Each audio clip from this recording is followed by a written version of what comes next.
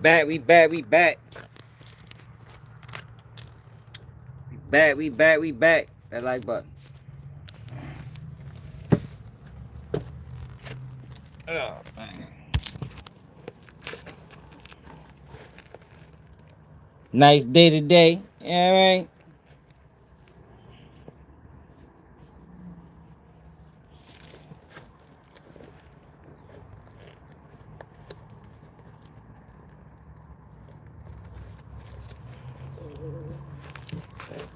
Ralo back at it again. Butter, what it do?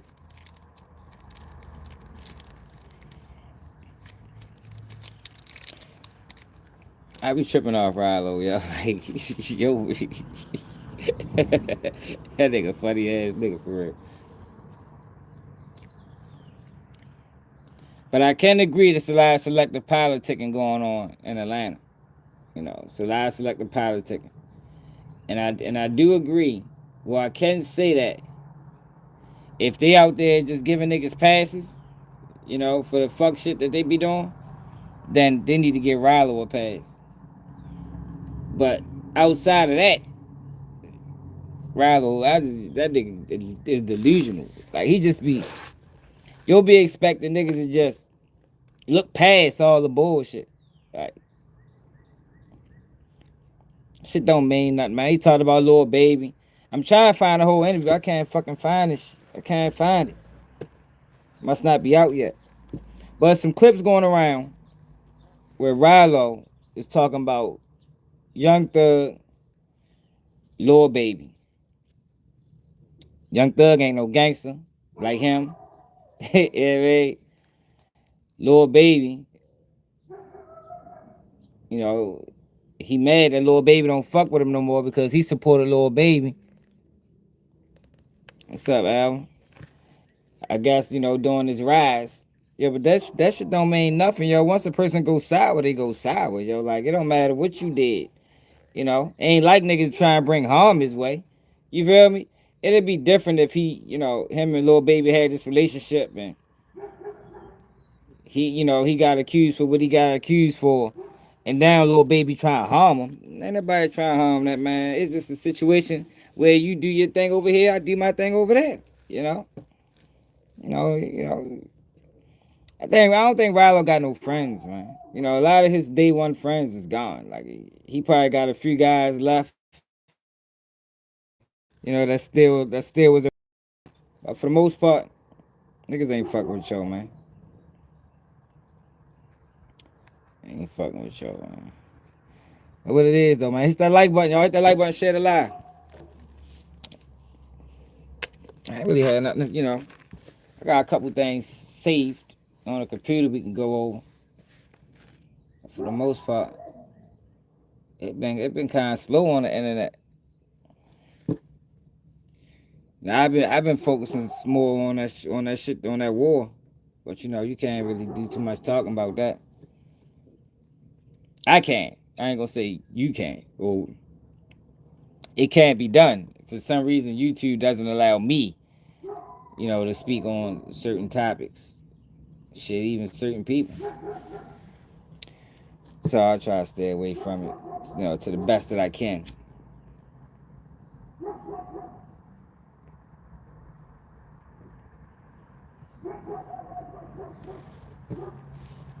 But I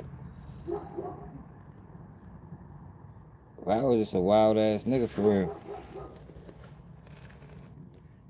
Charleston White came to Aiden Ross defense. That shit probably all to play all them niggas. It'd be crazy. Like I seen a video with Charleston White and King Yellow was hanging together. Then Charles White supposed to call the police on King Yellow or then he disrespect like I don't know, yo. This internet, these guys getting weird, man. It's like yo, people need to be famous or relevant overrides people integrity today. Like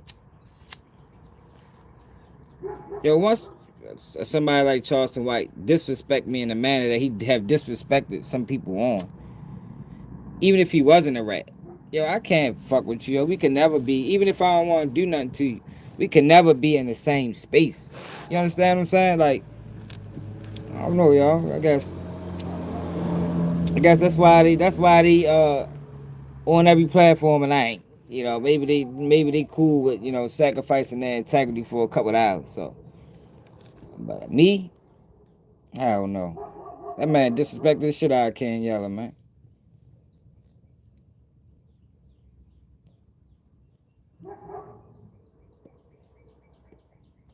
I guess it's all entertainment. You said find a job.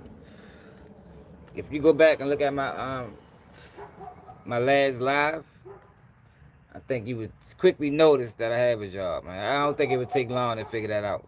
Fuck boy. And this is my job too. I get paid for this. I don't know if you knew that or not, but maybe you living in 1942, but people get paid on the internet now. Maybe spread the word. You feel me? But being a blogger or influencer or interviewer, podcaster pays. Fuck boy.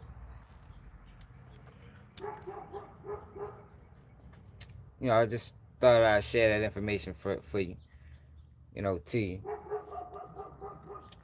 But man, we ready to go through shit the fuck going on.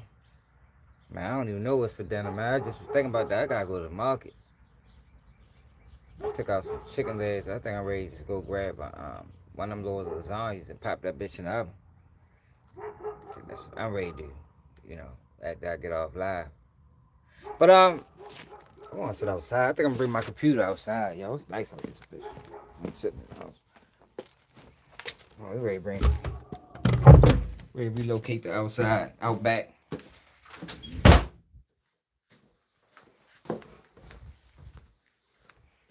That's what we ready to do.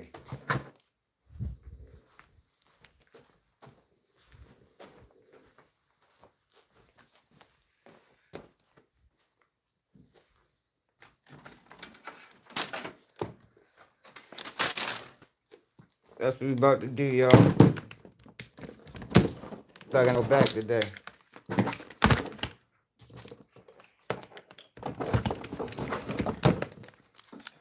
Hit that like button. Hit that like button. God damn, yo. That's what you feel? I be getting that Stouffer shit. I'm talking about like I ain't making no homemade lasagna. But I like Stouffer's. I like Stouffer's.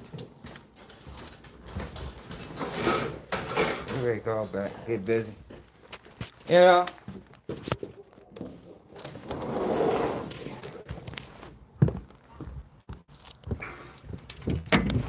God damn.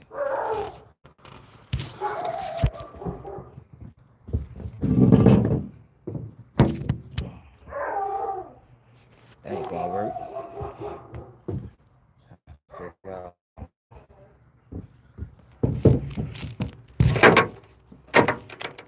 Hit that like button. I said, channel if you new. But we not doing fentanyl over here, man.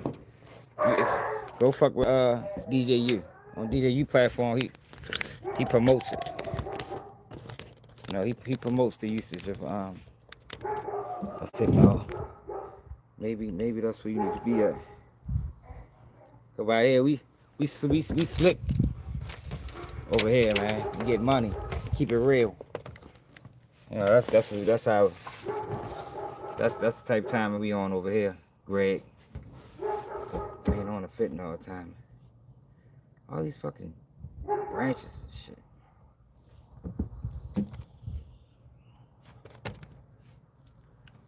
Hey, I don't know if we're gonna be able to, I don't know if we're gonna be able to see out here, y'all.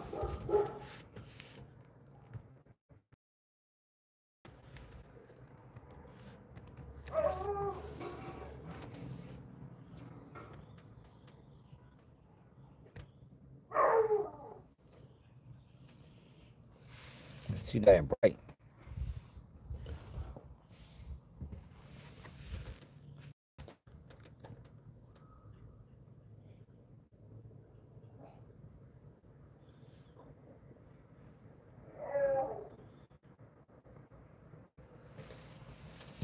Y'all see that? That's too bright. Can't even fucking see. God damn it.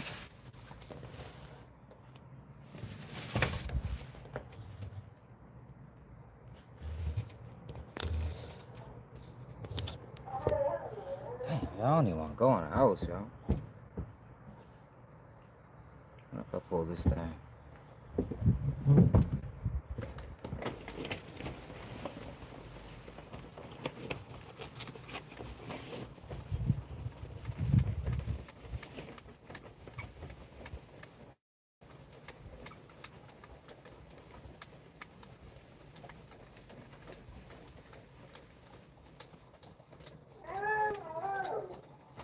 Yo, be quiet, bro. Always ugly.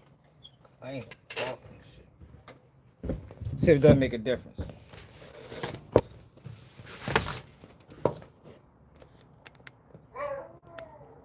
I actually went to the barber shop today, y'all.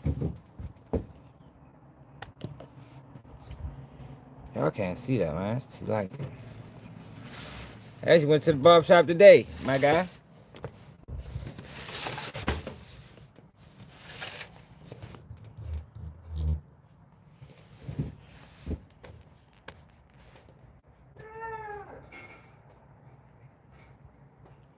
Let me show you what I'm talking about with Ralo. So Ralo did an interview with somebody. I don't know who he did the interview with. Hit that like button, subscribe to the channel if you're new, man. We ready to get rolling. I'm just trying.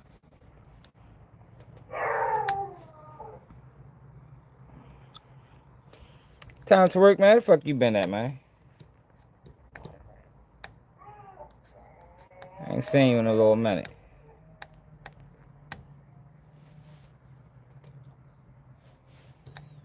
So BG want to fight. Not BG. Take want to fight BG, y'all. What y'all think about this? Until homie get in that rank, and that's the only way we seem like we could settle this shit. I don't got nothing else to say to him. I'ma just let him just talk. But somebody line it up. Line it up. We could do it for free. We don't even have to do it for no money. You know what I'm saying? If you gonna be talking all this shit, let's settle it and let's be over with it. It's just straight like, you know what I'm saying? I don't want to hear, man, I'm too old to do this because you too old to be lying on a motherfucker. So, to settle everything, and you could keep on trolling and doing all that, let's just do it like back in the days. Man, look. Is anybody interested in see Trick Crazy homie get in that rank? And that's the only way we seem like we could settle this shit. I don't got nothing else to say to him. I'ma just let him just talk. But somebody line it up. Line it up. We could do it for free. We don't even have to do it for no money. You know what I'm saying? If you're gonna be talking all this shit, let's settle it and let's be over with it. It's just straight like that. You know what I'm saying? I don't want to hear, man, I'm too old to do this because you too old to be lying on a motherfucker. So, to settle everything, and you could keep on trolling and doing all that, let's just do it like back in the days. Man, look. Now BG responded to these he said every day a nigga saying some goofy shit. Just pull up when you see me. I think that might be a bar, y'all. I mean, I don't think he really means this. I think this might be a rap lyric. You know what I mean? Yeah, he just rapping. This a bar, y'all. He don't mean that. That's what that was. But them boys ain't gonna fight. Got Honeycomb Brazy going in on. Oh my mama, you added me, bitch. Man, I'm from the city. I'm from Mobile, nigga. Now I'm from Mobile. Up, I'm from the city. And you let an out of town nigga come play like that, and whoop, y'all don't pop it back. Y'all fit it, can't fit it right. Fit it on, don't count it.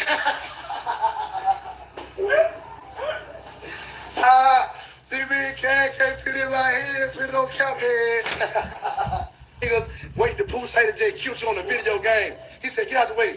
Let me look at him. Look at that nigga look like no cow. Let me get that bitch. They flipped this nigga up. They beat this nigga bad up. Hey, bitch ass nigga. Somebody you back end, you front end, bumper looking ass.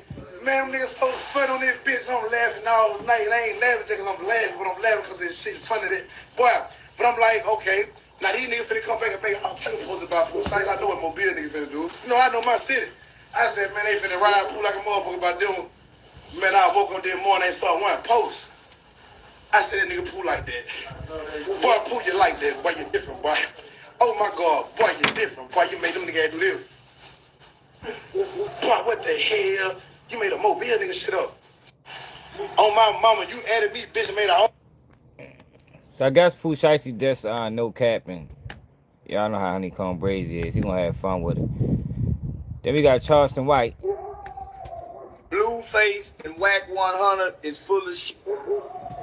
They say, listen, I was ringside, man. Listen, that Blueface lost that fight fair and square. Normally they fight 4 rounds. Now Whack 100 and Blueface to add an additional 2 rounds to make it fair. So they ain't putting that part in. Now come on, Whack. See, this is why I told Ada, man, don't do nothing with them gang banging California niggas. Stay up. Hey, yo, this the crazy thing about it, right? Yo, how do you say that? But when all this was going on, him in the videos with Whack, they was hugging and talking and looked like they've been friends their whole life. Now since whatever they got going on, now he told Aiden, yo, don't do no business with no California gangbangers. Like, yo, these guys are phony. That's why real will never mix in with this shit. Like, you ain't gonna get no real bloggers that's going real people, real influencers on this internet. It ain't happening. It's like that shit. It's like it's banned or something. You feel me? You gonna get guys like Charleston White that'll sit in your face, play cool, but really don't fuck with you. That's what you gonna get. A whole bunch of that. I was trying to fuck it up. God damn, I can't even see this shit now. Hold on, y'all. You'll get a whole bunch of that going on.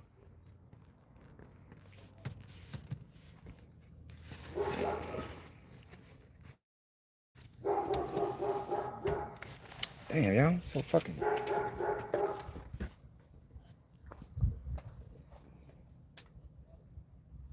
My computer ain't done.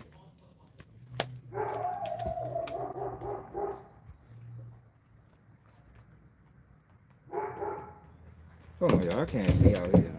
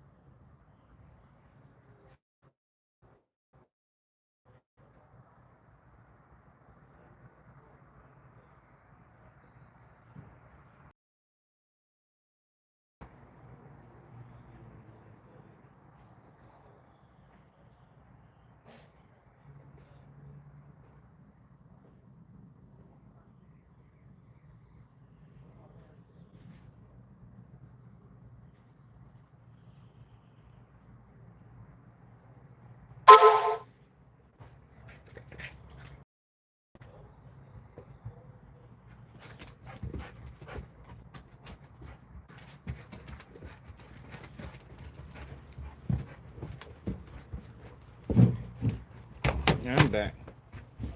Goddamn screen, I got dark as a bitch. Hey, take the motherfucker all the way down the base so I can see it. Yeah, but yeah, Charles White's a fucking cornball, man. But that's the type of guys that they give us, yo. Guys that's willing to play. I tell everybody in the hip hop, man, stay away. Every time you do something in LA, it's always trouble. It's always a problem. They're always trying to bully and strong on something. From the minute that the LA got there, they've been trying to bully and strong on. They've been bullying and they've been trying to bully and strong on Aiden Ross from the beginning. That's how they tried to bully Aiden to get me over there to the house. So Wack thought he go slam me around. It didn't go that way. They've been trying to bully Aiden Ross forever, man. Swear to God. This was the most. This probably one of the best brand risk events. Man, let me just say this. I ain't never had no problem getting paid by Aiden. Yeah, the amount of people that's willing, like this is, I don't like this, man. They so, yo, these guys are so willing to come to bat for one of them, a Aiden Ross type, until Aiden Ross fuck him over. Everybody that I brought to Aiden have not had a problem getting paid. I brought at least 6 different people to Aiden Ross. Everybody's gotten paid. Now all of a sudden it's a problem with the LA. The LA was bidding and lost. Sore loser. Take me in them sore losers, homie. Nah, man, I'm just gonna be real, man. Wack, you wrong, man. Blueface is a hoe. They're crying, man. And they're crying because Chibu whooped him. I told everybody from the beginning, man, before the fight. Blueface been fighting 19, 20 seconds in jail, prison. Nigga ain't been fighting 2 minutes. Chibu been fighting 6, 7 months back to back. Y'all thought this was gonna be an easy walk. And then what? Oh, let's spank you. Spank you. Take your ass whooping like a man. You caught the fade. You lost the fade. Just get you another fade. But what makes you think? Foolish. This is why nobody likes doing business with the dumbs. These are dumb gangbangers. They don't have marketing degrees. They don't have any management degrees. Yo, but yo, do he got any of these degrees he mentioned? Like, I be glad, man. It's crazy. Yo, we never gonna get rid of this nigga, man. He got too much white dollars behind him. I think he had them dollars behind him from the beginning. They don't have any media skills, any media training. They can't articulate properly. Man, this nigga been in prison smoking Tunchi. Blueface and Wack 100 is full of shit. Man. Hey, yo, look at this though, y'all. Old footage of when Mace was a pastor. Like, yo, these guys is great. Like, yo, I forgot. I ain't gonna forget. I said I forgot. But he really was a pastor, y'all. This nigga was a pastor at a church. Then he came back as Murder Mace. This nigga's a fucking character. That's true. Oh, thank you, Jesus. In Matthew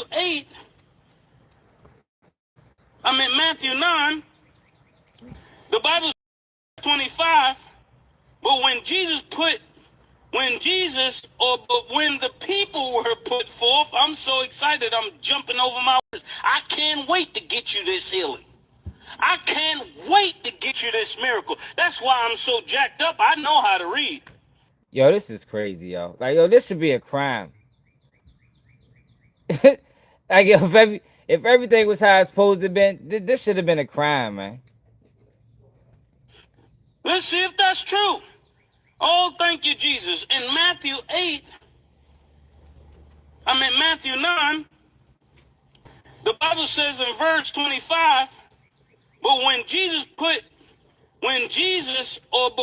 the people were put forth, I'm so excited, I'm jumping over my words. I can't wait to get you this healing. I can't wait to get you this miracle. That's why I'm so jacked up. I know how to read. Let's see if that's true. Oh. Yo, Mace wild as shit, man.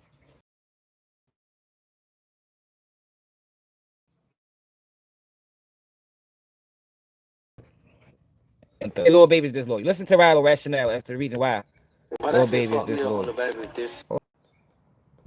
Alright.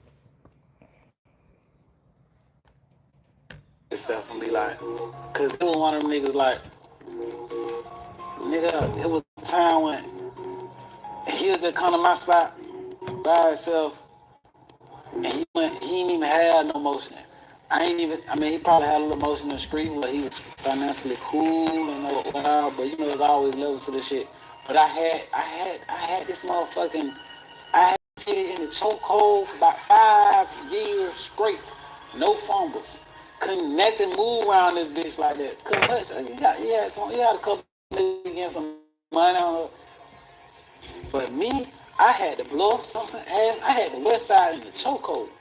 I ain't need buddy for shit. Not nothing. Zero. Not for a speck of dust. I had this shit in the chokehold. I had Lamborghini, Hellcat, Corvette, apartments, motherfucking mansions, jigs. I had everything. I had the best prices on the heroin, cocaine, and weed. But that shit fucked me up on the back with this and stuff and be like, cause they was one. And for him to know that, he know that, all these niggas know that. Thug, every nigga in the city of Atlanta knew that. You know what I'm saying? And so for you to even play like, oh, we ain't fucking with Buddy. Buddy, I was fucking with you when you ain't have much, you know what I'm saying? So now the shooters on the other feet, you gonna do me like that? You know, I was there. Yo, but niggas didn't cut him off because he don't got much. Yo, Ralo was delusional, man. I said that a while ago, and I stand on that. Like, Ralo doesn't understand. Maybe, you know, he'll hang with rats. So, because he said that. You know, he said how he look at it. You know, as long as you ain't telling the guys, then shit, you my man. So maybe he think that everybody adopts that same mentality. Yo, but that's like, that's a losing formula, Ralo. Like, it's snitching allegations on you, man. It's paperwork on you, man. You know, verified proof of things that you did. You know, that's a violation. So how you gonna be upset that Lil Baby cut him off? Like, he acting like Lil Baby cut him off for nothing. You know what I mean? Like, he didn't cut him off for nothing. Yo, he had legitimate reason to cut you off just like everybody else. But mind, since him and Baby was cool, he was supposed to overlook the allegations and still fuck with him. Like, I don't understand that way of thinking. Ralo, pull up to my dog video shit. Follow my dog. Wherever you can open up for me at the gate, or you want to go open up, whatever you want, not $1 was asked from him. I just wanted to see the nigga win. So me having that aspiration, like, hey, he gonna be big one day, not knowing he will ever be big. And when you get big, nigga, this is something I wish for you. This is something I wanted for you. Like, nigga, I can't enjoy it with you when, nigga, I'm one of the ones that got down team you. And for him to know that, he know that. If I see Lil Baby ain't finna, we talk online and shit. They don't be saying nothing, yo. Shit, but I don't think, I can't. That's the thing. That's the thing. He ain't saying nothing. He doing a whole lot of talking. Ain't saying nothing because it doesn't, like, he making it seem like niggas just separated themselves from no reason. Like, that's how when he talks like this, you would think that, damn, yo, they did Ralo wrong, yo. Like, damn, how they just cut Ralo off. And it's like, yo, that's not what happened, bro. Like, yo, your main homeboy, a lot of his day ones cut him off. So you talking about Lil Baby, one of your day one homeboys, you fuck around, met him throughout your rap career. You expect him to still rock with you. At the same time, he's a rapper who, you know, I know rappers have an image to uphold. So it's like, yo, I don't understand Ralo and why he thinks this way. Like, maybe, I don't know if he's just talking and just using their names to make the blogs and to propel himself, but he don't really have no legitimate argument. You know what I mean? He doesn't have any legitimate argument, yo. Like, yo, niggas cut you off for a legitimate reason, bro. You did bad. You set up a meeting with them people. You did that. You set up a meeting with them people, man. You gave them people your phone. Like, you did a lot of flaw. And we still, and a lot of your paperwork is sealed. And we still don't know the capacity in which you did what you did. You know, because I looked into Freckleface, what's his name? Freckleface Sean. I looked into his paperwork because, you know, Thug said that, not Thug, but one of them guys said he told on the Freckleface Sean dude. He was another guy getting money in Atlanta. And this government sealed all his paperwork. So you can't even really see who was the real culprits behind his arrest. All his paperwork is sealed by the government. Say what he'll do. But I wouldn't even try to approach him on no shit like that, cause I don't even want us to ever have to go south. Not saying that we will, and I ain't trying to go south with him. But I'm just saying, like, I ain't even on that. Whenever he want to link or he want to kick it, we can do that. You know what I'm saying? But until then, like, shit, it what it is. I'm gonna stay in my bubble. You know what I'm saying? You can come in my bubble anytime you get ready. He know he invited. He know that that nigga don't miss nothing online. This is my friend, nigga. I know you see everything. You go see everything. So he know he invited. He know I ain't said no lying shit about him. He know I'm always speaking up for him, even though he did that lying shit with Buddy. Didn't he hang it with Woody? Like Ralo just like people to just forget and forgive. We gotta go down to the basement, yo. I'm tired of this the light fucking horrible. Got hanging with Woody, who might be one of the biggest rats in the land. Ain't nobody fucking with you, Ralo.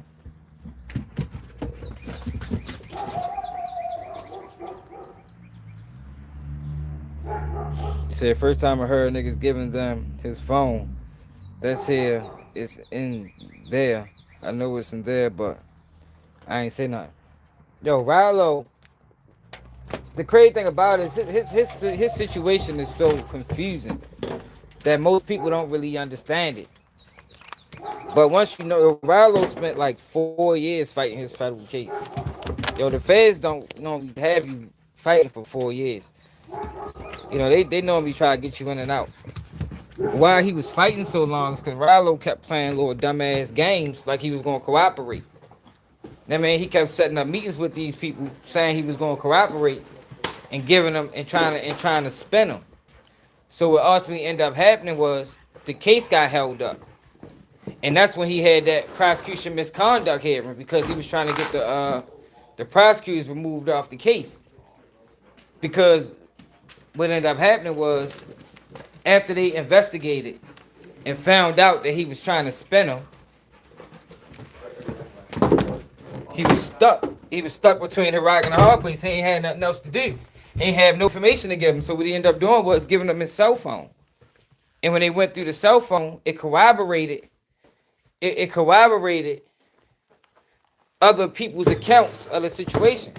And it led to Manu Jones getting arrested. Now Manu Jones is dead. That's why Ralo was able to say the things that he's saying. And nobody can come out and say, hell no, you told on me. Manu Jones died. Not by murder or nothing. So it ain't no situation like that. So it gives Ralo an out to say, I ain't telling on nobody. Ain't nobody get locked up because of me. But if you look at the paperwork, it says that part of the reason Manu Jones got arrested was because of the giving of the cell phone. Because once they gave up the cell phone, they found out that the lawyer may have been complicit. So the prosecution misconduct was Ralo and them saying that y'all already knew about the lawyer. Because he was trying to get a deal. And he couldn't get a deal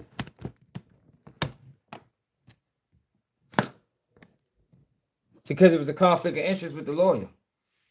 Yeah, he gave up the cell phone. He was already arrested. He was already booked. So when they booked him, the phone that he gave up, they didn't have. So he gave up his phone, allowed them people to look through the phone, and when they looked through the phone, they found, they continued investigating. And they end up with more arrests. I did a whole video on, I showed y'all that, after this meeting that he had with the federal government, where he gave up the phone, Manu Jones got booked, and the rest is history. Manu Jones got booked. Ash Josha got disbarred for selling weed. A lot happened behind that shit. So for him to keep, and we don't, and like I said, we still don't even know what Brian Steele meant when he said he told on some high level dealers in Atlanta. We don't even know what that meant. If you listen to what's it called? Fuck that boy name is one of my other niggas that told him why YSL case. He said he told on Freckleface Sean. But I don't know. I know one thing for certain. What you mean, who care? We talking about Ralo because Ralo tries to make it seem like people was cutting him off for no reason. He playing victim. He playing a victim. Like he was just this biggest drug dealer in Atlanta, and all these niggas was peons, and now they ain't fucking with me. And it's like, yo, come on, bro. Like, yo, the reason why niggas not fucking with you is legitimate, bro. You went bad. Just take accountability for it. And you hanging with Woody. That make it even worse. Yeah, man. You out here hanging with Woody, bro. That's your man now. Y'all on stream together. Like, what the fuck type of, like, come on, man. Like, this shit don't even make sense.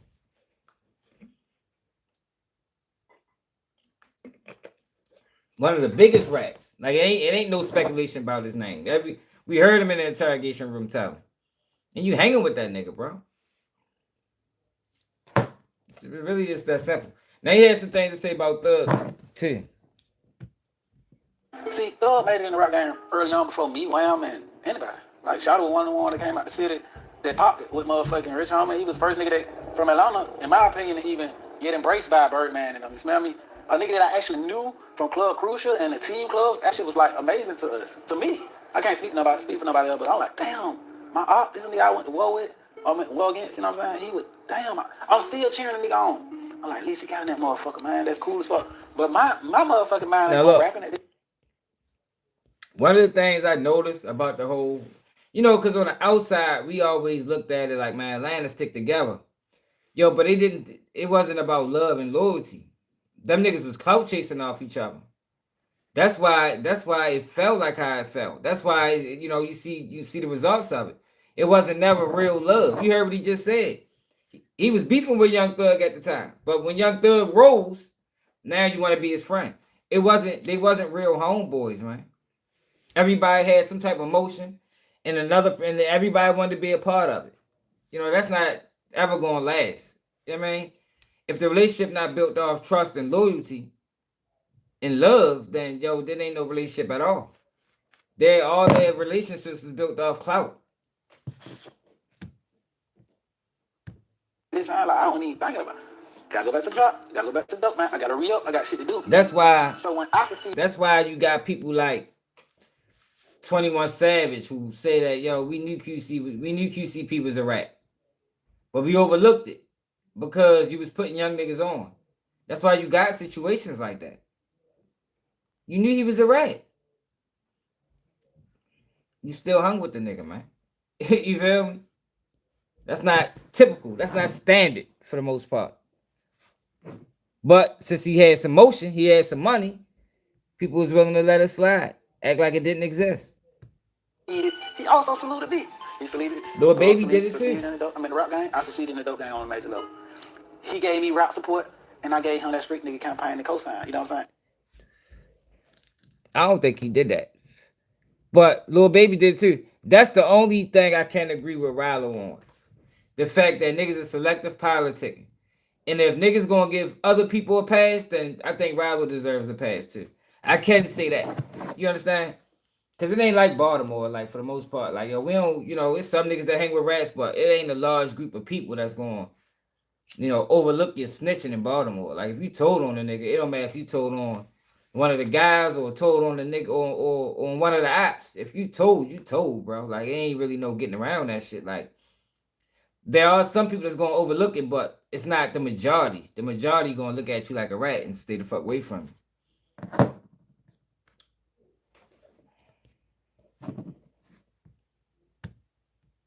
See, Thug made it in the rap game early on before me, Wham, and anybody. Like, Shawty was one of the ones that came out the city that popped it with motherfucking Rich Homie. He was the first nigga that, from Atlanta, in my opinion, to even get embraced by Birdman and them. You smell me? A nigga that I actually that's what they was doing, bro. Crucial and the team clubs, that shit was, like, amazing to us. To me. I can't speak for nobody else, but I'm like, damn, my op, this nigga I went to war with, I went to war against, you know what I'm saying? He was, damn, I'm still cheering the nigga on. I'm like, at least he got in that motherfucker, man. That's cool as fuck. Look, but my motherfucking mind. Do y'all see? This is what I mean by it was built off of clout. He just said they went to war with each other, but they got pictures all smiles and hugs. It wasn't real, man. It wasn't authentic. It was fake. You know, they say the fake love be feeling real, man. It was fake love, man. I ain't on rapping at this time. Like, I don't even think about it. Gotta go back to the drop. Gotta go back to the dope, man. I gotta re-up. I got shit to do. So when I succeeded, he also saluted me. He succeeded in the dope. I'm in the rap game. I succeeded in the dope game on a major level. He gave me rap support, and I gave him that street nigga campaign to co-sign. You know what I'm saying? Although he needed, he had white fans and shit like that, but still being a nigga from the trenches that make it in the rap game, you still want to be able to have that street alliance. But he knew this. So for when he go to trial and shit and they making him out this gangster, I'm knowing Thug got that type. See, Thug made it in the rap game early on before me. I don't know where this whole interview is at, man. I've been trying to find it. And Young Thug responded with this. You're the damn boy this year, man. Like that. You're right. I'm not a gangster, man. My G stand for Gator. You understand me? Yeah. Gator tank top. You know what I'm saying? Yeah. It was phony. Yeah. That's why I didn't last. It was no way that shit was gonna last forever, yo. Look at the whole everything, the YSL case. Yo, if y'all can remember, for people that have been over here, when YSL got indicted, right? And all them boys started copping out, I'm like, yo, this is like uncharted territory. Like, yo, you will probably never ever again see a rapper's entourage get indicted and everybody fold. Except for 5. You'll never see that again, yo. Like, that was like uncharted territory. Y'all gonna fold on the bag? Like, how did it was 27 of them? Yo, how did 22 fold on the bag? It's because they wasn't really friends. And then when you listen to the case and you hear how these niggas was broke. For one, yo, how you hang around a multi-millionaire, a top charting rapper, and niggas is broke? How the fuck does that happen? You know what I mean? Like, that's not normal, man. Then when you listen to the testimony, you hear things like, you know, when we got locked up, I ain't heard from Thug. It's like, yo, y'all wasn't real friends, man. Everybody was benefiting. You know, Young Thug used them for the street image. I don't know what the fuck Ralo was talking about. But Young Thug used YSL for the street image. YSL used Young Thug for the experience, you know, to be around stars, you know, for the trips. But they wasn't real friends because look how they folded on them like that. I couldn't believe that shit. And then there was no drugs being sold. No major money getting niggas for the most part. Maybe 1 or 2 that probably got money on their own. But for the most part, when you see a multi-millionaire go down in a RICO, normally it's some drug selling going on. Normally. Somebody got some bricks, some pounds of weed, something. It wasn't none of that. It was all robberies, murders, shootings, like typically broke nigga crimes. But y'all connected to this rapper who's chopping charts and topping charts and working with Drake and working with all these, you know, these other high profile entertainers. It just didn't make sense, yo. It just wasn't a relationship that was ever going to last. It wasn't built off of nothing. The structure wasn't strong. You're the damn boy this year, man. He knew this. So for when he go to trial and shit and they making him out this gangster, I'm knowing Thug got that type of nigga. I'm knowing Big Boo and like every nigga I probably did a couple of trouble things in their life. They just as a young man, you know what I'm saying? But come on, man, I know you. I know all of my ops. Like nigga, these are niggas I studied. Like you wasn't even a target to me. You know what I'm saying? Because I knew you wasn't. Like Woody was a target. I know he gonna try to handle me. Yeah, that's what it was. You know what I'm saying? Like it's certain niggas that was on the opposite side that I knew was targets. You know what I'm saying? And he wasn't one. He wasn't one. When he got the name and shit, of course they attributed our beef to him. But nigga, it was really Big Boo and Club Crucial that night. They tried to hit me with a ball after I punched one of them niggas out. You know what I'm saying? It was Big Boo. Rock Boo, shout out to Big Boo. I love you to that, man. He did, but we niggas is forgetting about him. Like so, like for him to like poke his chest out on some cocky shit, like you dead. That shit, like, come on, man. What are we talking about here? You tripping? Like, come on, man. Like, man. You can't artificial toy soldier me when I already know you. This is me. I know you. How the fuck you gonna trick me? He knew this. So for me, just look how bad they talking about each other after that.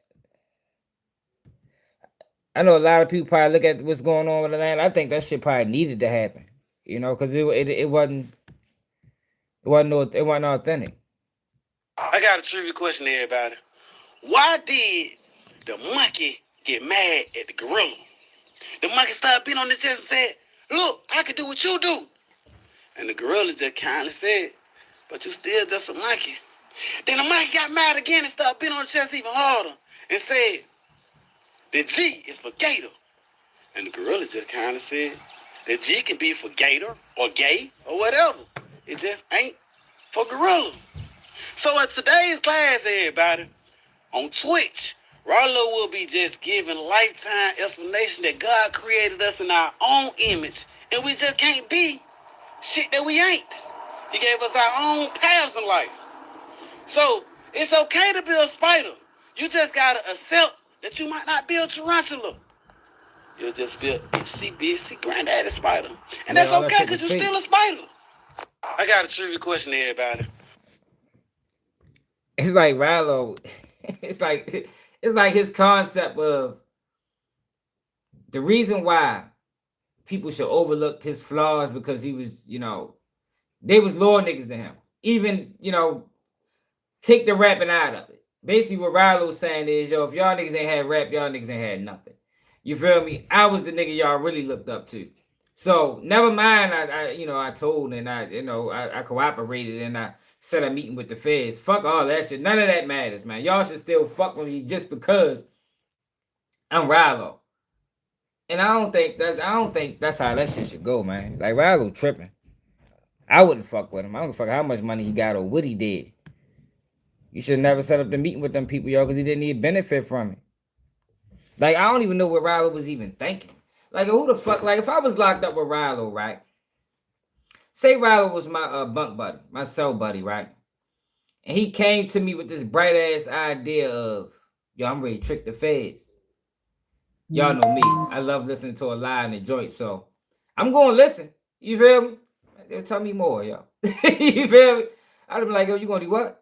Yeah, yo, I'm gonna trick the feds, yo. I got a dude that he willing to take some money, and I'm gonna blame everything on him. I'd be like, for real? Oh, tell me more. So I got this my man. I'm gonna pay him $500,000, yo.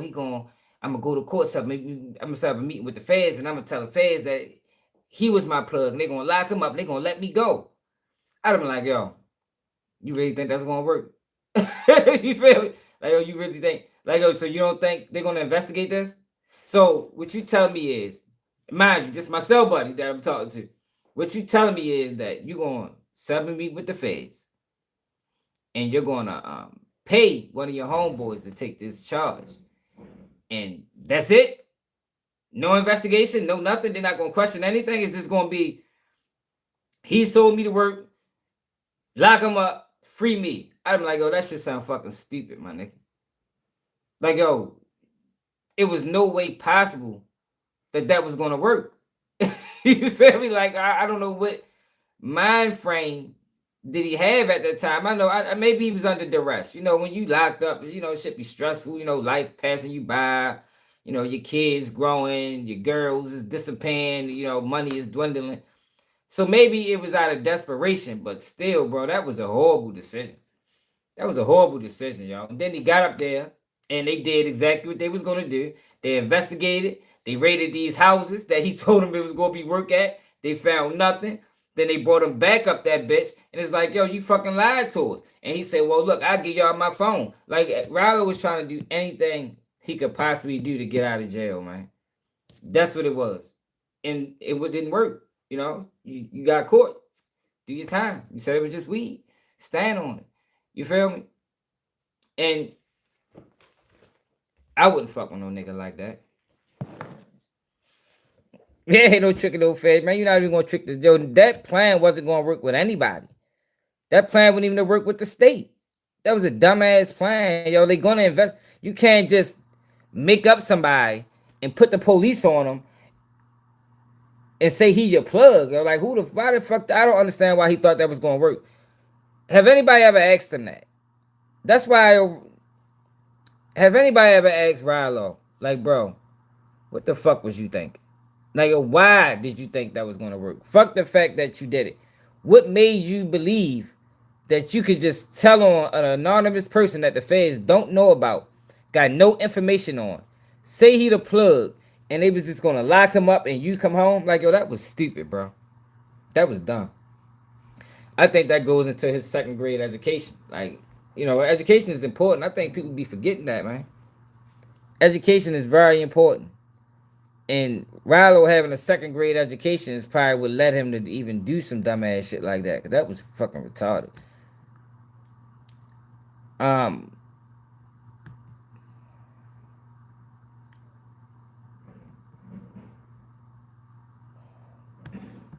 The fuck is this? Being with this nigga and we going to the hotel check in. Listen, I'm not saying you can Rapper Lord TJ, best friend Mini Mac, does the unexpected and snitch on TJ. intentionally did something wrong. I'm not saying that. But what I'm saying is no security guard is taking a gun. Now, he's taking responsibility. It's going to be like, slide this in a bag. Right? I'll tell you what bag it is. Just get it. No, like, yo, I'm not going to edit you. Like, yo, Jeffrey, get this motherfucker. He's like, yo, he has. I'm going to just go. No, I get it, but the security guard wasn't with you with the bags going into his pocket. Was definitely not. So he passed you off the gun before that happened. Yes or no? Yes. Yes. Well, just like this. What I'm trying to say is, bro, like, I can't say, like, I was not holding the gun. Well, I was, because my mentee just asked me to help him put the luggage inside the car. That's what I was doing. I knew there was a gun in the bag. I just didn't know which bag was it, but I did know it was there. I'm not gonna lie to you. I know you can't lie because the security guard's not gonna put it in the bag and not tell them. Right? So, obviously, trust you. How you open this shit? What the fuck did he say? I gotta watch that again. Being with this nigga and we going to the hotel check in. Listen, I'm not saying you intentionally did something wrong. I'm not saying that. But what I'm saying is no security guard is taking a gun. Now, he's taking responsibility. It's going to be like, slide this in a bag. Right? I'll tell you what bag it is. Just get it. No, like, yo, I'm not going to edit you. Like, yo, Jeffrey, get this motherfucker. He's like, yo, he has. I'm going to just go. No, I get it, but the security guard wasn't with you with the bags going into his pocket. Was definitely not. So he passed you off the gun before that happened. Yes or no? Yes. Yes. Well, just like this. What I'm trying to say is, bro, like, I can't say, like, I was not holding the gun. Well, I was, because my mentee just asked me to help him put the luggage inside the car. That's what I was doing. I knew there was a gun in the bag. I don't understand. I would need more details on. I don't understand the conversation. But this is what I was talking about earlier. Charleston White. Look at this, y'all. Charleston White, this is King Yellow.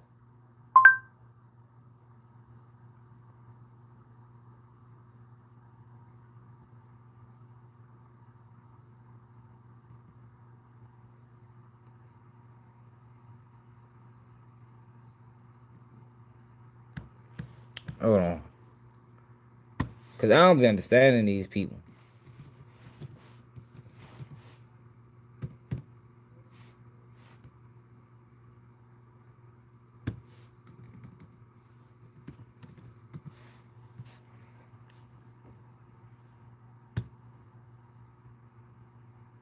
He in Vegas, they spot him. He think they fit Orlando Anderson me. He think he fit be Tupac. Surprise, surprise, yellow heifer. Ah, yeah, you didn't know this motherfucking ink pen is really a knife. Ah, you niggas didn't know I was goddamn me MacGyver too. I'm the nigga MacGyver. I got a motherfucker. He didn't know. He thought he was finna come in there and I got his mother. Just look at this though, y'all. That man disrespected that man on multiple platforms. What did King Yella do? What crime did he commit to come back? He said he go slap a disabled man.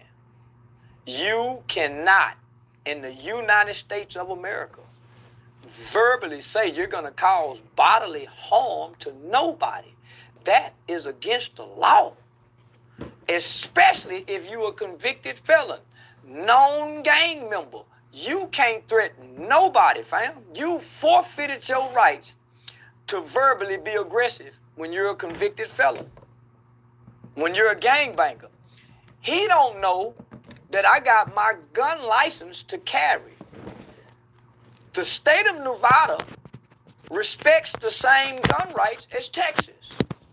Now, in Texas, they teach you in the license to carry class, the course that you take. It's an all-day course. What's up, cuz? They say you called me? Body size is a factor in determination that you can use lethal and deadly force against somebody that's twice your body size. The law puts size. So from what I see, he every bit of 200 and something pounds. He twice my size. His slap is a weapon. Now he just talking, making a threat. He's not thinking about a law-abiding citizen that's thinking about the law and very strategic in everything he do. He a 200-pound plus man, known to have a probably violent history, known for probably having a convicted felon criminal record. The law is on my side no matter how disrespectful I talk. See, street people think if you hurt their feelings, they can hurt you. Street people and gangster people think if you disrespect them with your mouth, they have a legal right to cause harm to you. And that's not true at all. I can say whatever I want to say about your mama, your daughter, whatever. It's not against the law for me to provoke you. Dang. It's against the law if I commit a crime and it make you hurt me. But if I use my freedom of speech and say, hey, nigger, hey, Mexican, hey, white boy, you can't hit me in the mouth. Hey, look at that little ugly white baby. You can't assault me for that. He said something about my baby. You can't assault me for that. But poor people and violent people think that they can. They think that they have the right to use violence whenever they feel justified, and that's not true. So what he did was what I want to teach people and teach him as well. You cannot premeditate violence. You cannot verbally say, I'm going to do this to somebody. You can't do that. So when you do that, me knowing what I know, we may never see each other. Me and him may never see each other. But just in case, let me let somebody know that he's threatened me. No. Hey, and I'm afraid. So if we ever see each other, I still got the law on my side. His body side. Look. So look what happened when they seen each other, y'all. Look at this. I see. Oh, these niggas is crazy, y'all. Hey, Charles to call my P.O. told him. The bitch trying to lock me back. He said you stepped my team. He said you stepped my team. I'm going to court. Yeah, I'm going to court. I swear to God, bro, he trying to get me booked. My P.O. I waited on the phone an hour and talked to the P.O. Yeah. He called Las Vegas. Yo, what is this, y'all? Like, yo, this, like, yo, that's, I don't know what happened, y'all. I never thought that was funny. Yo, these guys are out of control, man. This what I be meaning when I say they gotta know how to pick them. Because ain't no fucking way. Like I said, even if I'm not gonna harm them, yo, I'm not putting my arm around them. We ain't joking with each other. But that's everybody different. PD, them motherfuckers called the federal probation. My probation officer ain't like his ass. He said, because he was talking shit around his ass, that's the only thing they're saying. He said, I don't like his ass, that's the only reason. But them motherfuckers trying to get you sit back, man. I called Andy for I was scared to death. I said, oh, boy. I just come home, learn I bring a white boy voice on. He's making threats. He said he's gonna kill me. Hey, Charles to call. See him, I'ma smack the fuck out of him though. Not punch him. I'ma smack him. I swear to God. I'ma smack the fire off him. What happened? His gang name is King. He said he swear to God he was gonna slap him. And I see him, I'ma smack the fuck out of him though. Not punch him. I'ma smack him. I swear to God. I'ma smack the fire off him. I'ma smack. His gang name is King Yellow. Hey, I thought he was cool with Duck, yo. I thought he'd do everything in the name of Duck. Didn't Charleston White disrespect Duck repeatedly? Baltimore swag, cause didn't Charleston White diss Duck repeatedly, yo? Like, yo, he be getting mad at Dirk and them for dissing Duck. Why did Charleston White get a pass? Why do Charleston White get a pass and nobody else gets a pass for disrespecting Duck? I don't know. It's a little odd, a little strange.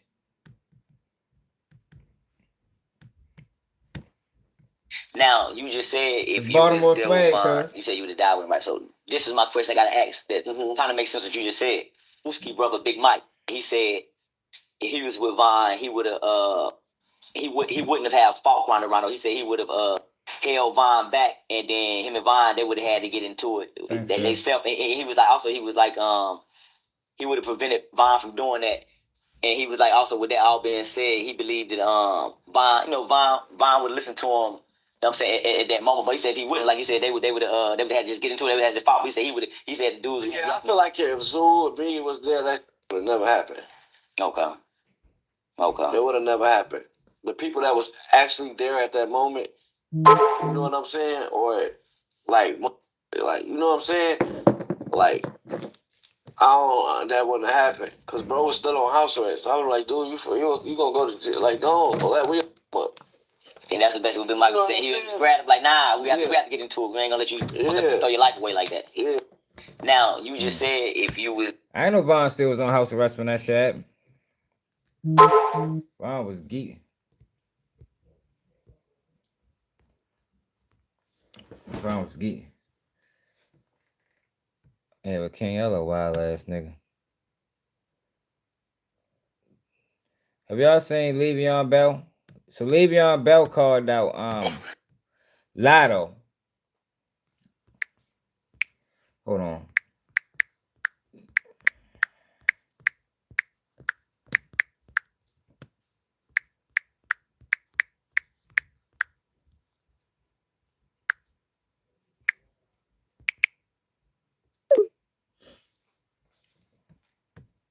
Yo, bro, can y'all tell me? Can somebody tell me what I said was wrong? What did I say that was wrong? All I said was facts. I only said facts. Like, I'm not saying I'm perfect. I'm not saying nobody has to be perfect. We're all human beings. Nobody perfect. But I want to know, in this situation here, bro, what did I say to get everybody all riled up? Like, what did I do? I only said facts. Oh, yo, bro, can y'all tell me? So he called out. Loud just announced she's pregnant by a married man with 3 kids and made it part of her album rollout. And that's who today's women look up to. We're doomed. So people got on his heels.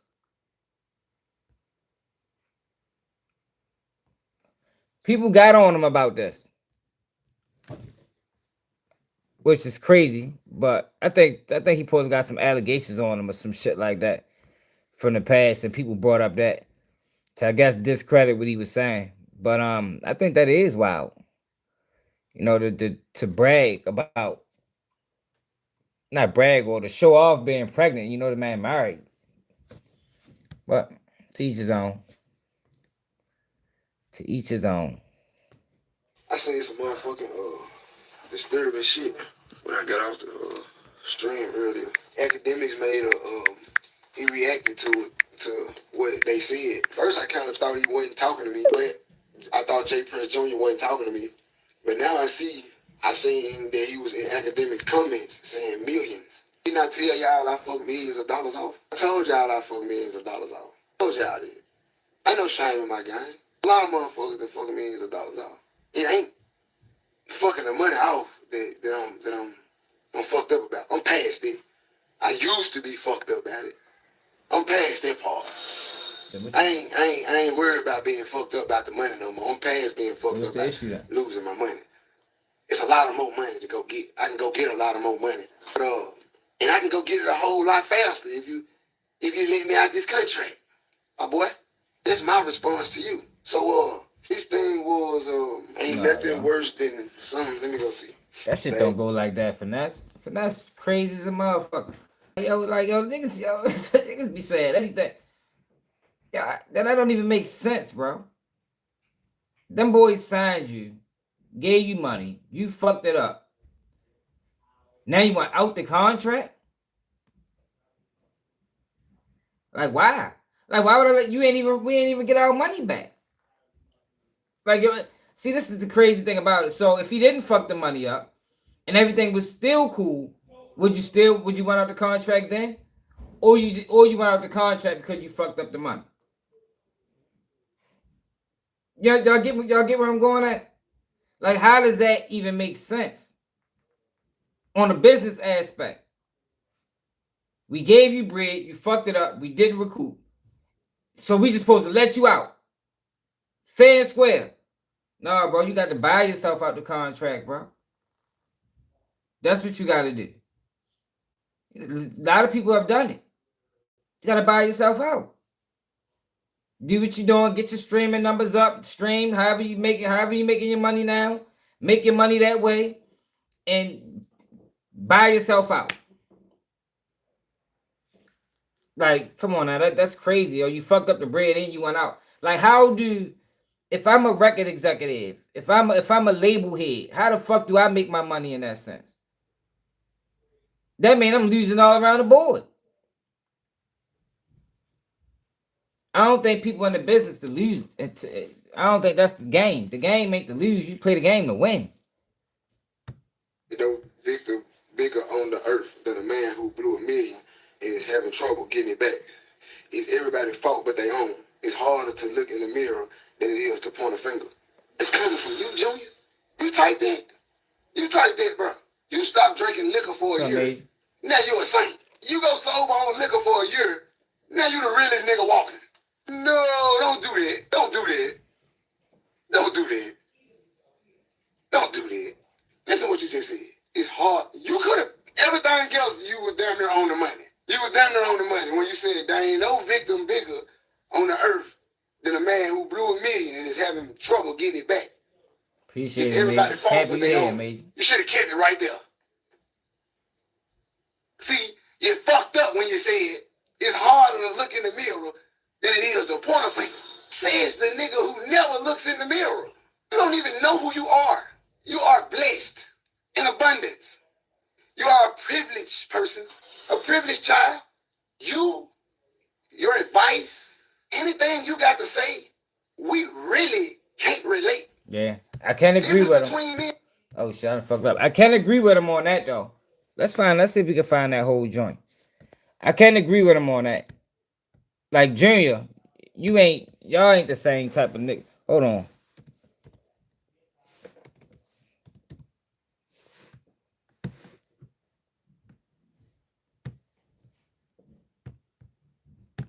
I can't agree with him on that.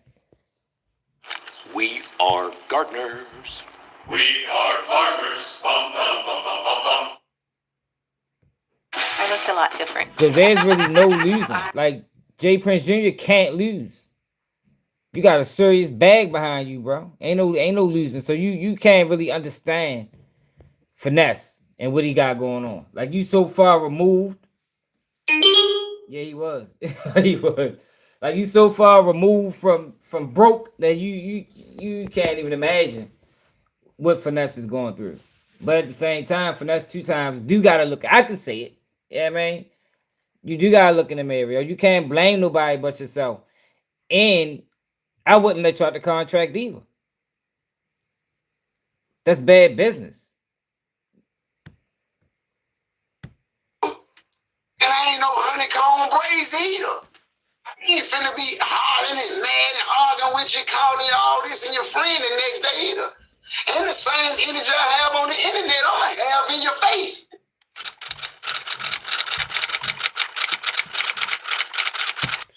Who went against Prince family without any consequences. And right now, it looks like the war is between Finesse and J. Prince Jr. and not the old man. After J. Prince Jr.'s birthday in H-Town, when Honeycomb Brazy pulled up and showed him love, Jr. and his brother actually sent some shots that They're gonna Finesse do the same thing to Honeycomb Brazy too. I can't believe Honeycomb Brazy is this damn ignorant. Like, yo, they sided with Finesse because Finesse was the bag. Now they side with you because you is the, you know, I guess you ain't the bag because I don't know how much money. I don't think Honeycomb Brazy really making a whole bunch of money rapping, but you at least operable. You know what I mean? They not fucking with Finesse no more, so they siding with you. But eventually they gonna do the same thing they did to Finesse. They gonna do that shit to you too. Like, it ain't really no difference. Y'all both gonna get done dirty. Cause you know this type of niggas you dealing with. We ain't dealing with muddy people, you know, prepared to get dirty. times. And trust me when I say that Finesse was pissed when he saw the message. Check this out. There ain't no victim bigger on the earth than the man who blew $1 million and is having trouble getting it back. It's everybody's fault but they own. It's harder to look in the mirror than it is to point a finger. This post immediately started buzzing on the internet and bloggers. I think they sold Finesse 2 times. They sold him a dream. You know, that's what a lot of these guys do. They sell him a dream of almost like joining the gang. If you ever been around gang members and watched how they recruit, you know, they real strategic in the people that they go after, especially like in the jails and the joints. You know, they normally try to go after the people that, you know, they ain't really got a whole lot of outside help, or, you know, and they sell them this idea of family. You know, we not a gang. We're a family. We look out for each other. We this. And that sounds good to a person that never really had family, that never really had nobody to look out for them. And I think that's what Mob Ties did to Finesse 2 times. They sold them this idea that we all in this together. Meanwhile, it was all business. You know, it wasn't no friendship. It wasn't no family. This is just business. So if I gotta play cool with you in order to make money with you on a business level, then that's what I'm willing to do. And I think Finesse 2 times started with something that it wasn't. Depicted with this headline: Mob Ties and Rap-A-Lot insinuate that somebody blew their money and is not blaming everyone else. That's when Finesse 2 times. And y'all know we did a whole live a couple weeks ago, basically highlighting the fact that, yo, all you did, Finesse, was got finesse. Like Major just said, like, you got finesse, bro.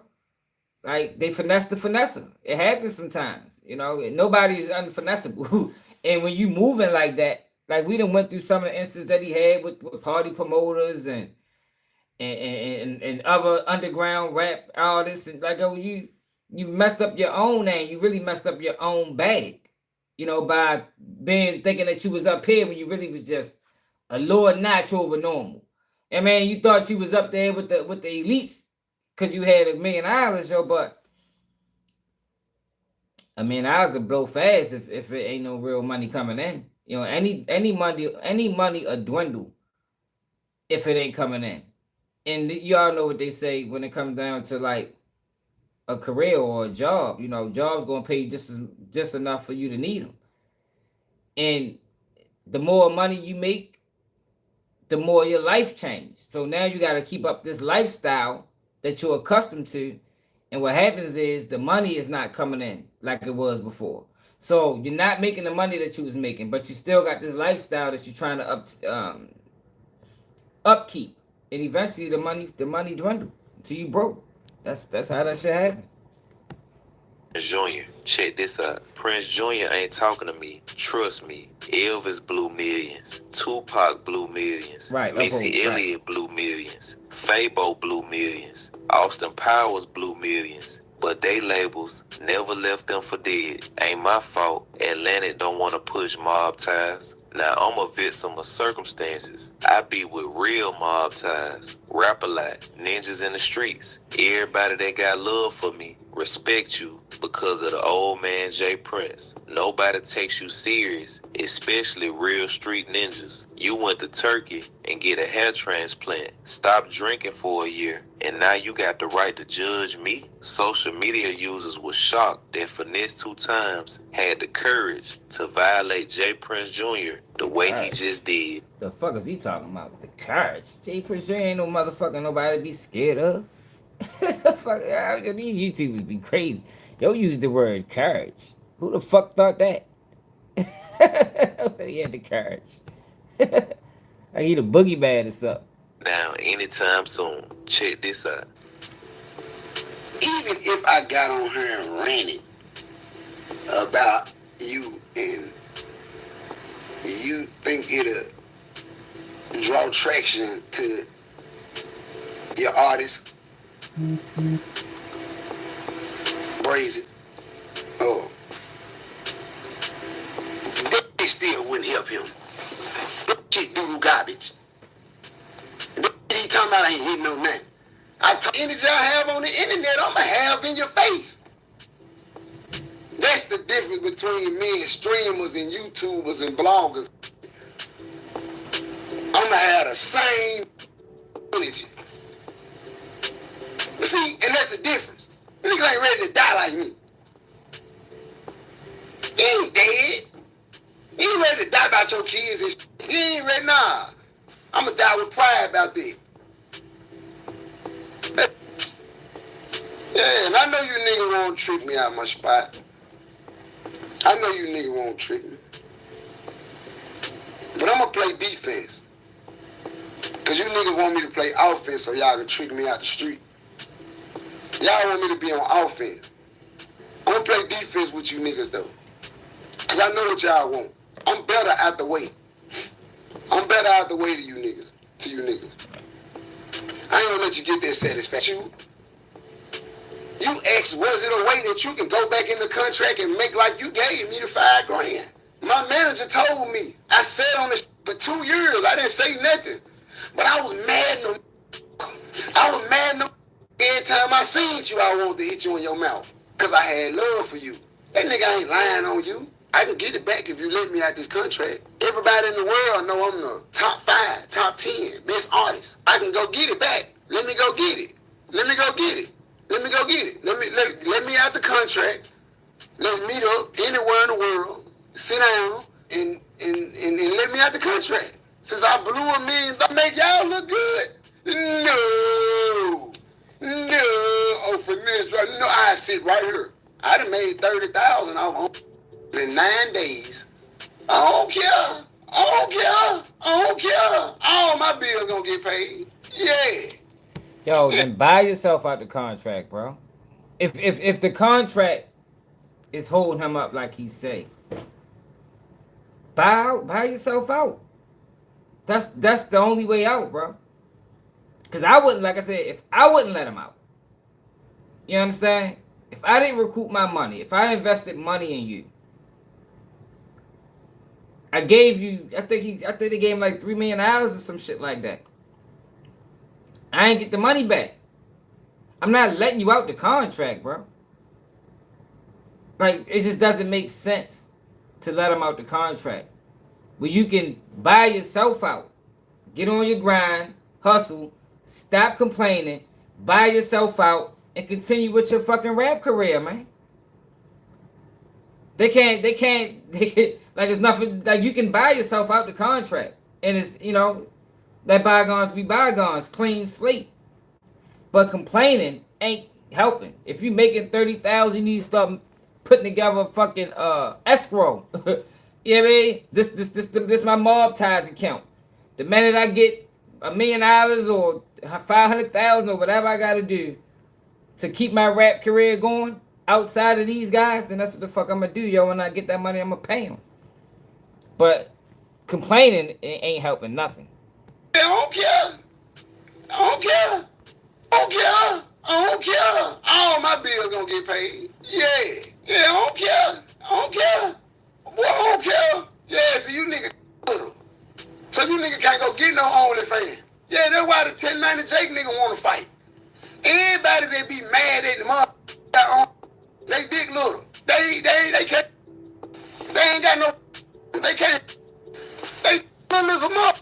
They don't want to put that on camera because they gonna be embarrassed as a mother. Yeah, see, I whipped that. Yeah, I slang them on GTA. You know what I'm talking about? Yeah. Everybody, he made a whole He play the game now. He ain't got no money. Guess what? I'm a hustler, nigga. Fuck, we got a $500,000-$600,000 budget, and you don't want to spend $3,000-$4,000 getting me up here. I ain't spending mine. I'm letting you know now.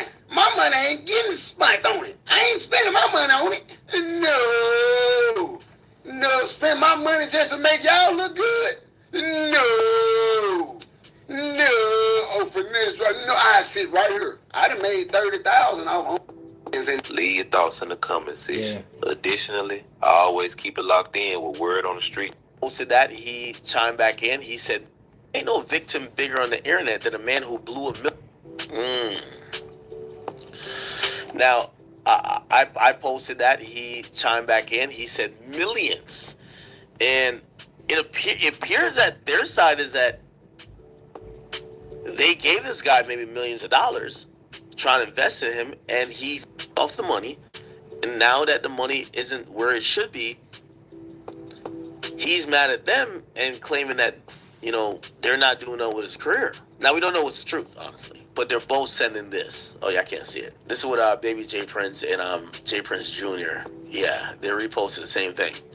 Yeah, so I'm kind of torn on this because I like Finesse 2 Times, but I also do understand that when I think a label is wrong, I'll tell you what I think is wrong. If a label literally doesn't want to put out your music and they won't let you have any other music out, that's when I kind of get really a little hazy on these label situation, because not everything is the label's fault. Not everything is the label's fault. But if this label won't open up a budget, just kind of keeping you hostage, hoping that eventually you pop off, they're not giving you no resources, no nothing, that's a horrible label if you ask me. Very horrible label, okay?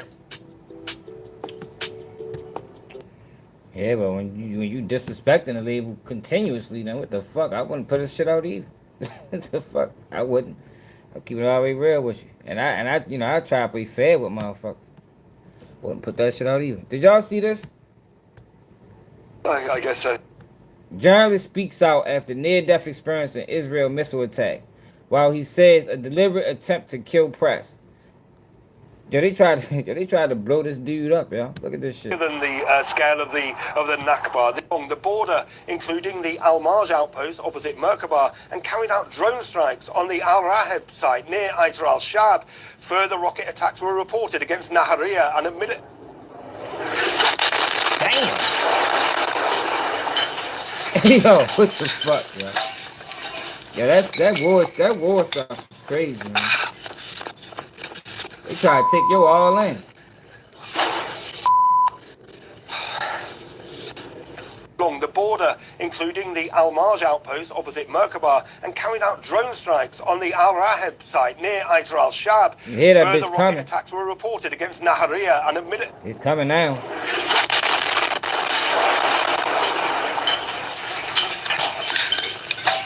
This is, I guess so. Yeah, well, you've probably all seen the footage of the airstrike that took place in Sur District as we were reporting on the destruction of a bridge. We've been treated in hospital for our injuries. I had a shrapnel wound in my arm, deeply embedded in the muscle here. That's been taken out, and here it is in this pot here.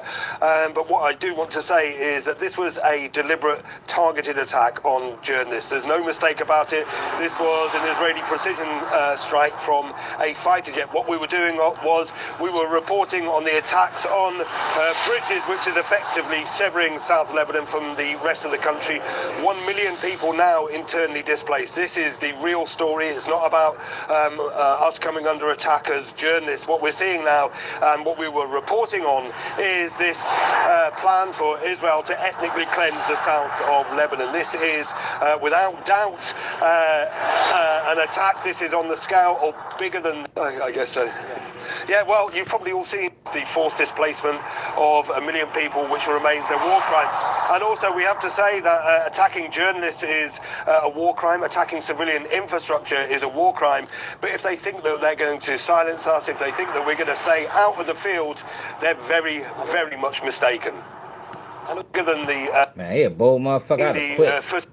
What the fuck? How much they getting paid, yo? I don't think you can pay me enough money to get bombs thrown my way. Did y'all see Afro Man? Afro Man won his lawsuit. Afro Man lawsuit.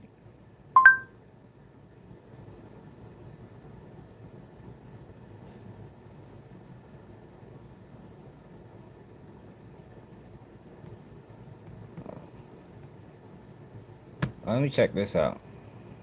Can you tell me what fact about you that receding hairline or refers to, please? I'm sorry? What private fact of yours does that refer to? I mean, there's a Hold up, picture y'all. We of gotta me go and, back to Senator.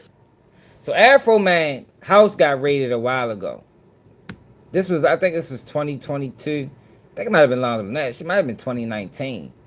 Hold on, Afro Man. So we gotta go back for the people that's not old enough and don't know who Afro Man is. He the guy that had that because I got high, because I got high, because I got high.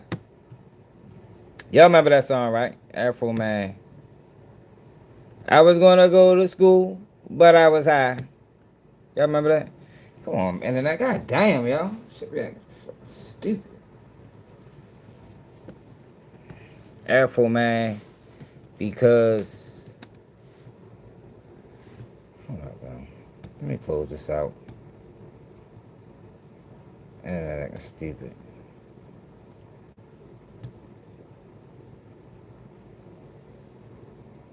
You remember that, Major?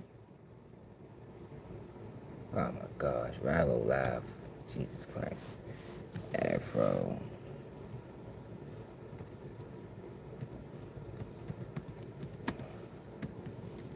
Because I got high. Y'all remember this song from back in the day?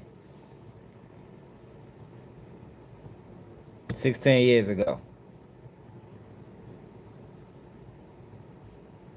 Hang on a second. Curl me for that ultra? Curl I me? think the lawsuit was in Ohio against Ohio Police Department for raiding his house and stealing some money.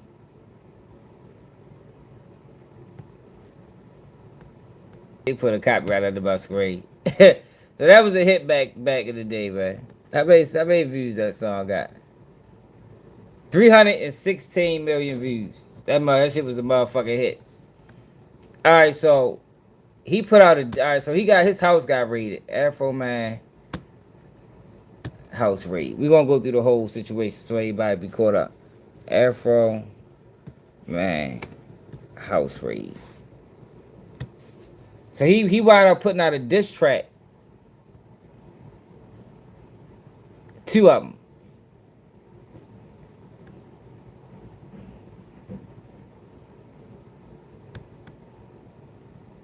All right, here go the house raid right here. They came over here with guns to kill me. The best thing I came up with was write songs about my experience and try to sell them What's up, and make some money to pay for the destruction that they brought to my house. On August 21st last year, deputies from the Adams County Sheriff's Department pulled up in front of Afro Man's house in Winchester. Was driving home. Like, they came deep. I don't know, like 65 miles away from home, I got a call. My kids was next door playing in the yard when they could see the police officers pulling up. Armed with long guns and wearing tactical gear, the officers kicked down the door and entered the property. The whole thing playing out on Afro Man's security cameras. Afro Man says he watched his house get raided right from his phone. No matter how hard you try to be a law-abiding citizen, this is how, America treats you, like... Yeah. I felt powerless. The warrant obtained for this raid lists some serious allegations, evidence of drug possession and trafficking, as well as kidnapping. It also states that the police received a tip from a confidential informant who had seen large amounts of weed and money at the property and claimed Afro Man kept women locked in his basement. I didn't get charged. I didn't kidnap. I don't know where they got that. You know what I'm saying? And I think they just made up. And I talked to the head officer. I asked him if I was under arrest. He said no. Then I asked him, were there any charges? He said no. Then I asked him if he would help me put my door back on the hinges and help me fix my gate. And that's when he cracked a little smile and said, we're not required to do that. And that's their way of just letting you know that that's how it is and you can't do nothing about it. So I got to start from right there and figure out what's my move. The Adams County Sheriff kicked down my door. Afro Man went on and wrote 3 songs about the incident. Using the security camera video, he then released a music video that quickly went viral. Lemon pound cake, he wanna put down his Glock. Lemon pound cake, trending on TikTok. After Lemon Pound Cake and Will You Help Me Repair My Door, Afro Man made merchandise, saying it was his way of getting justice. But 3 months later, he received a notice the officers involved in that raid were suing him, claiming they had suffered humiliation, ridicule, mental distress, embarrassment, and loss of reputation after the music videos were released. Their claim demanded they should receive the proceeds that Afro Man made using their image. What's your response to that? These big, tough dudes that laugh when you ask them to help you put your door back on the hinge, it's turned into these little whiny crybabies complaining about my song. My only response to that was a rap song and a t-shirt. We reached out to the Adams County Sheriff's Department via telephone and also in person. A spokesperson said they could not comment about the case because it's still under investigation. We also reached out to the attorney representing the deputies. They declined to comment on the specifics of this case, but they did say in an email, "I intend to argue my client's case in the Adams County Court, not in the court of public opinion or the press." Experts say this case raises some interesting legal points. The officers do have a reasonable right to privacy. We all do.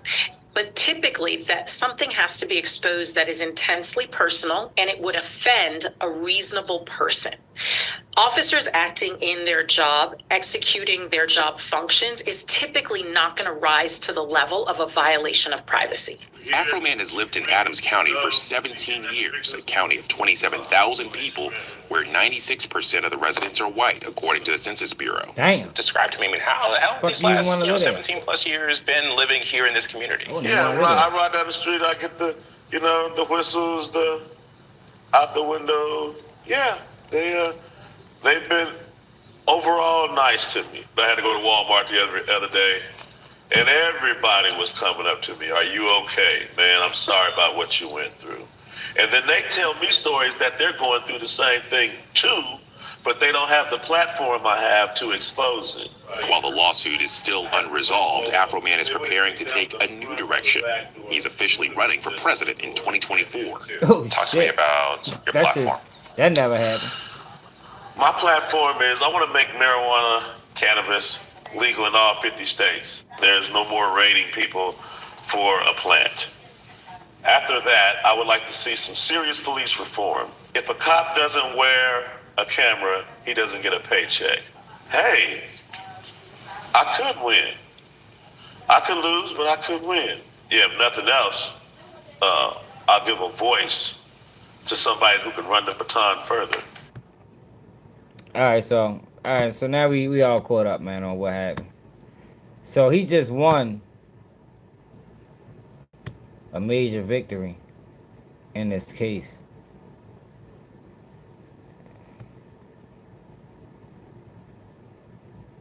I want to watch this too. Hold up, we'll get to that next. My name is Sonia Calloway. That girl tripping.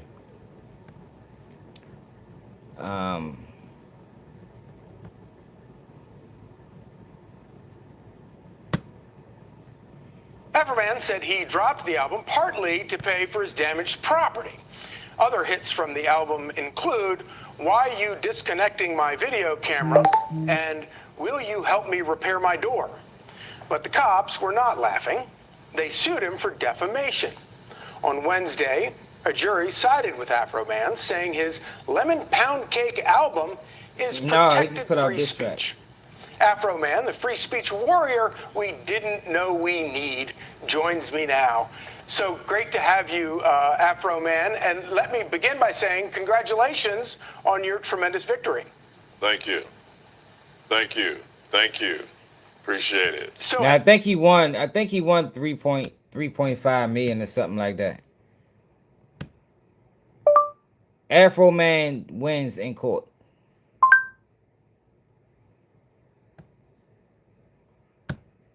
He been making his rounds all over social media. A jury has sided with the rapper Afro Man in a civil lawsuit filed against him by Adams County deputies. WCPO 90's reporter Jay Shakur is live outside the courthouse tonight. This verdict, Jay, was read right about 30 minutes ago, and you spoke to Afro Man as he was leaving. What's his reaction?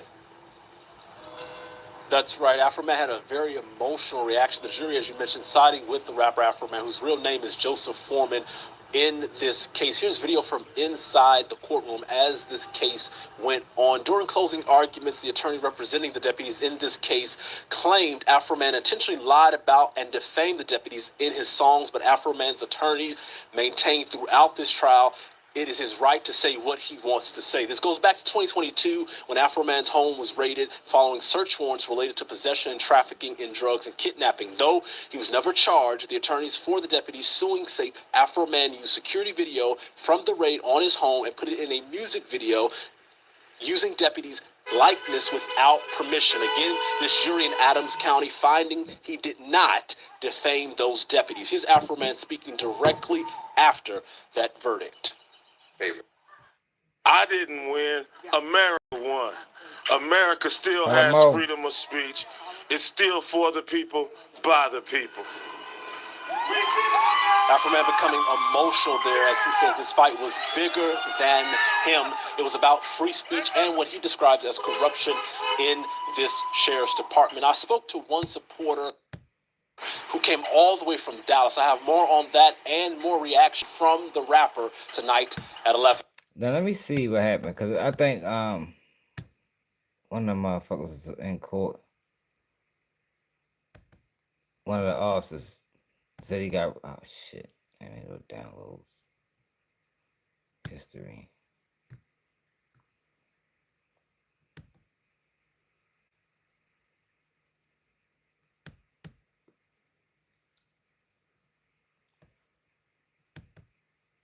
The fuck, didn't we just save it one with the cop on it?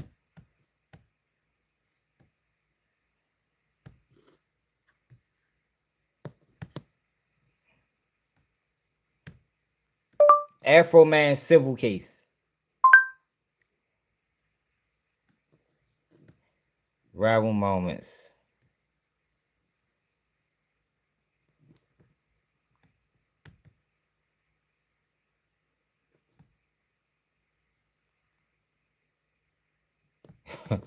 Ex-sheriff deputy testified in defense of Afro Man. Oh shit, okay. Megan Knuff covered it.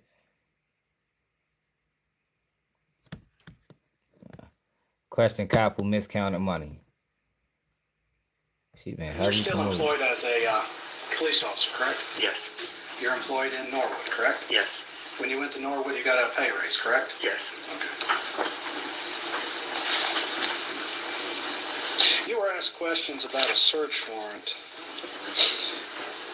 Is it correct to say you were the chief in charge of executing that search saying warrant? so money came up missing, but they saying that they miscounted the money. They stole that shit. They tried to anyway. Okay. And you counted all the money? I did. You had full control of it the whole time? Not the entire time, no. Okay. So, walk me through the process by which you cataloged the money. So while we were conducting a search of the residence, another deputy located the money, I believe in a jacket pocket from a suit. He handed me the money, explained to me where he found it. At that point, I start to count it in the same room. Once I count it, I collect it, put it in Evan's bag, and take it downstairs. So, let's back up. That was very general. So when you counted it, where did you count it? I counted it in the bedroom where it was located. And you counted it on the floor? Yes. Okay. And you made specific piles? Yes. Okay. Now, that's not all the money that was recovered is what was come out of the suit, right? Correct. Where was the other money recovered? There was more money recovered from, I believe it was an office downstairs. Okay. And where did you count that money at? In that room. On the floor? I don't recall if it was on the floor or maybe on a desk that was there. Okay, and you were wearing your body cam the whole time? Yes. What was the time difference between the suit jacket money and the money downstairs? I don't recall. You reviewed your body camera? Yeah, it's been I reviewed it every year ago. I don't recall what the time frame was. Now, Mr. Right, he Dillon, buying let's dirty ask time. that question. You were deposed, correct? Yes. You were deposed on August 8th of 2025, correct? Correct. Have you watched the body cam since then? I haven't. Well, I take that back. I've watched pieces of it.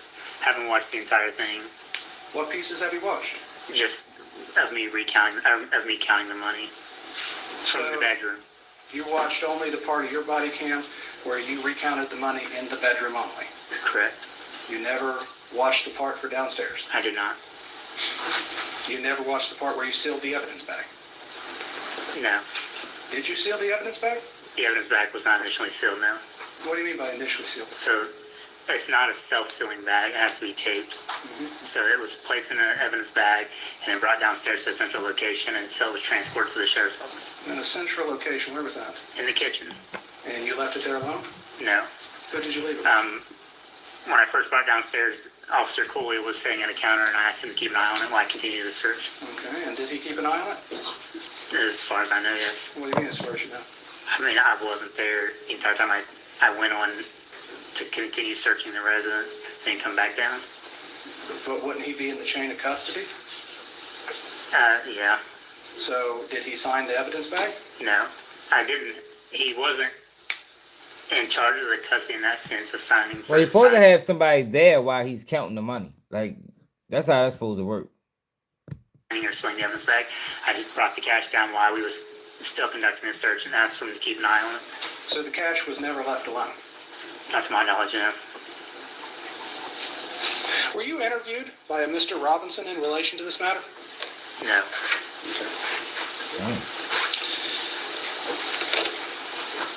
Did you make a report about the missing money? I didn't know. So there was this question about a return on a search warrant. Can you explain what that is? The return? Yes. It's just an itemized list of property seized from a location during a search warrant service.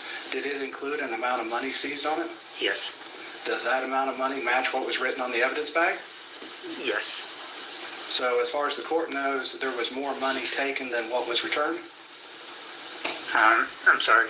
So as far as the court knows with the return, more money was taken than what was returned? That's the way it appeared, yes. Did you put in an amended search warrant return? I don't believe so. So you never corrected your statement to the court? Correct. Okay. Does the Adams County Sheriff's Office have a policy and procedure pertaining to the counting of money as evidence? I believe so. What do you mean you believe so? I haven't worked there in almost 3 years. Well, before you worked there, did they have one? It was, I don't necessarily know that it was a written policy, but it was to have 2 people count the money. Did 2 people count the money? No. Well, I mean, I'm confused on that. Can you tell me why?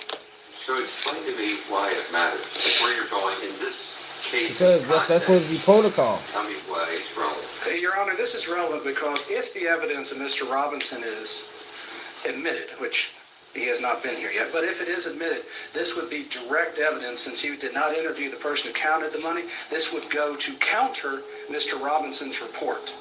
And actually in my motion in limine, I talked about it in the idea that we did not have time to depose Mr. Robinson and determine what his investigation was or who he interviewed. As such, I'm asking a leading question of Mr. Newland because he didn't follow the policies and procedures. This was not taken into account by Mr. Robinson, and Mr. Robinson has made certain conclusions in his report that this would tend to cause issue with. Mr. Robinson on your witness list? Mr. Robinson is listed on Mr. Klingler's witness list. Is he going to be called? Depending on what happens, we might be. My concern is going to be hearsay, and everything you're asking the wrong witness is in that category. I get what you're doing. I'm just trying to follow the trail of breadcrumbs. I'm afraid I'm not understanding the hearsay argument, Your Honor. He's going to say what another person said and observed. Didn't see it, but read about it, or doesn't have it firsthand. He already said he wasn't involved in that part of it. I'm going to give you some room to work. I have to ask that. That's where I was talking about the policies and procedures, which would not be hearsay in the idea he should have. I get that. I'm just trying to track where you're going so I don't miss the ship sailing. Go ahead. So, Mr. Newland, you worked at the Adams County Sheriff's Office from minutes. Yeah, man, them motherfuckers, man. Sue that for man for getting paid, man. Dirty motherfucking police. Raided that man house for nothing. Broke his door, broke his gate. It wasn't trying to replace none of that shit. That's how they do though, man. Like that's protocol. Typically. That's what they do. I want to watch that.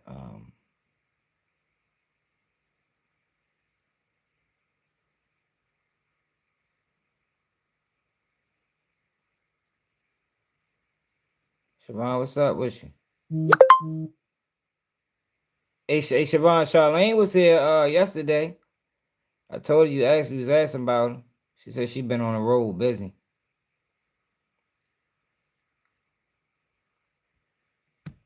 What's the name of that fucking lady? Family. Yeah, she was here yesterday. It was yesterday. I went live while I was at work. So this lady right here supposed to murder her boyfriend. And listen to this, yo. This shit is crazy. So she his body was found later on down the line, like wrapped up in a blanket. So the judge questioned her. The judge questioned her about the situation. Here you go, right here.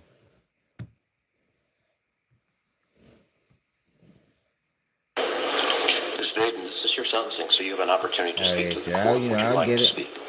Yeah, she doing all right though. What would you like to say? Good morning. Good morning. It's very unfortunate that two families are here today. What I do want to say is there have been situations that I've been in that I have walked away from due to violence. I wasn't raised that way. I wasn't raised in a household with a guy putting their hands on a woman. So there was a lot of times where I had to walk away from a situation other than being left from a situation. So I do regret, and I do think about it every day, that I wasn't able to help him, that I wasn't able to call the police because I panicked.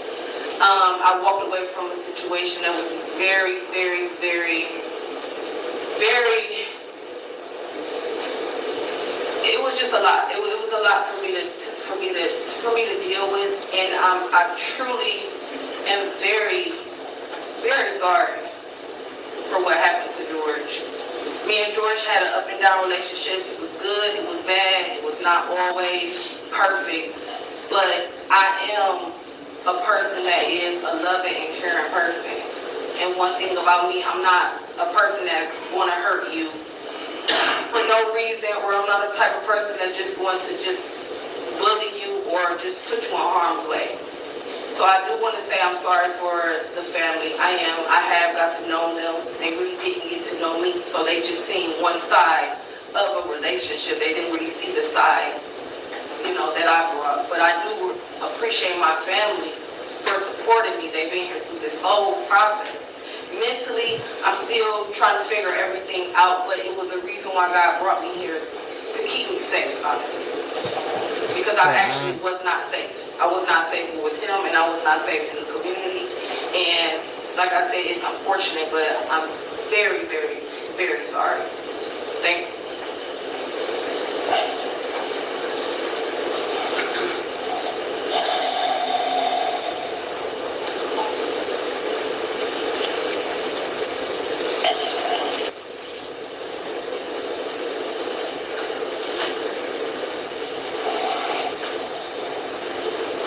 Ms. Vaden, your attorney advises the court that your family is not an enabling family, and I've heard from the detective that you were brought up in a good family with good examples. Is that correct? Absolutely.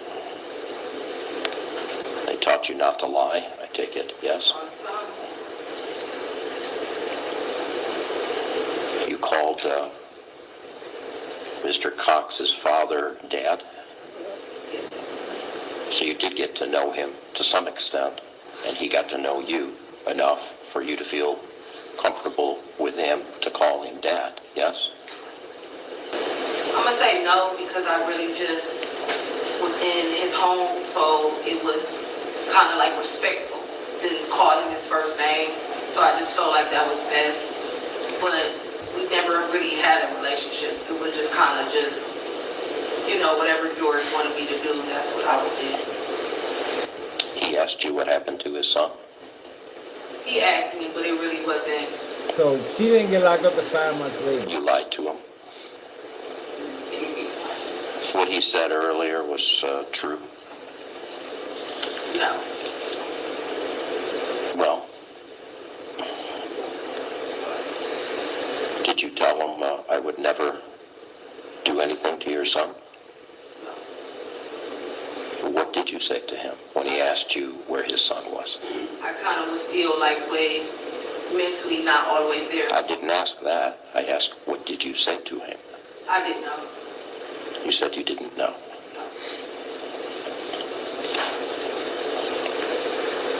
Were there other family members that asked you? Yes. Who would that have been? Aunt. And what did you tell her? No. You said what to her? I didn't know. Anyone else? That I didn't know what happened to George. Yeah, how many times would you have said that to his family members? Twice.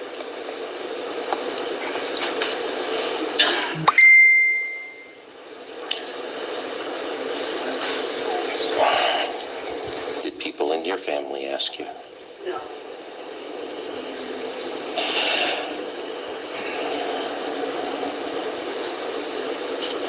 So,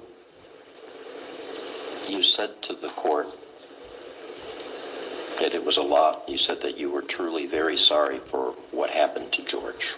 What happened to George? George died. So, like my lawyer told me, she didn't want me to make it about me, but I felt that it would be better if I was to. How did he die? What happened? He was beat up and he was stabbed. By? By me.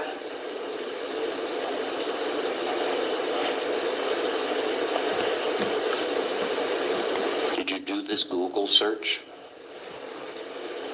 Asking if somebody was stabbed in the abdomen, how long it would take them to survive? Was he alive after you had stabbed him in the abdomen? And he was bleeding out? So you had an opportunity to call 911 on his behalf. The detective said that there's blood all over the house. Did he go to different areas of the and house? she moved. So what happened was, hold up, let me read what happened so y'all can understand what's going on. Cause y'all probably lost. What's this girl name? Diamond Baden.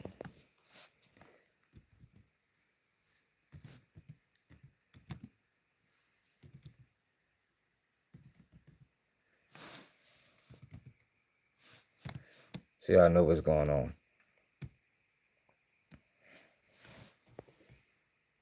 Master manipulator sentenced to prison. So they gave her 19 years. Well, she got to do a minimum of 19 years. All right, so look. So y'all know what the fuck going on. Arrest has been made in the death of a man. of a man who was found in the Huron River in May, according to Cleveland Municipal Court. On Monday, 32-year-old Diamond Vaden was arrested and charged with the murder of 32-year-old George Cox of Cleveland. According to court documents, Vaden was arraigned Wednesday morning. On May 16th, Cox's body was discovered by a recreational kayaker in a marshy area of the river, 1,000 feet south of the Ohio State Route 2 bridge.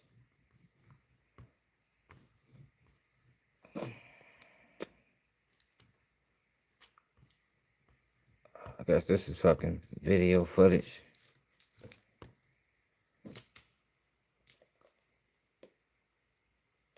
So he was killed and dumped into a river.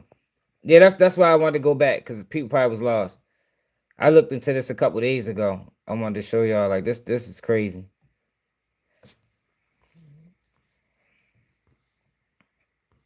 Fucking internet keep acting stupid.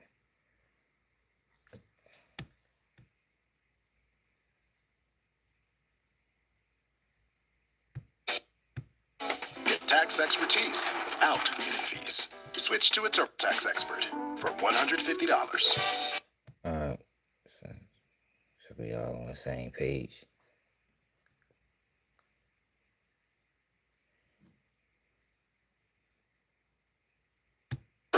Now, the Erie County Sheriff's Office is working to identify unidentified remains found in the Huron River nearly 2 weeks ago. News 5's Maya Lockett explains why officials are suspecting foul play, why it may be even longer before we have answers.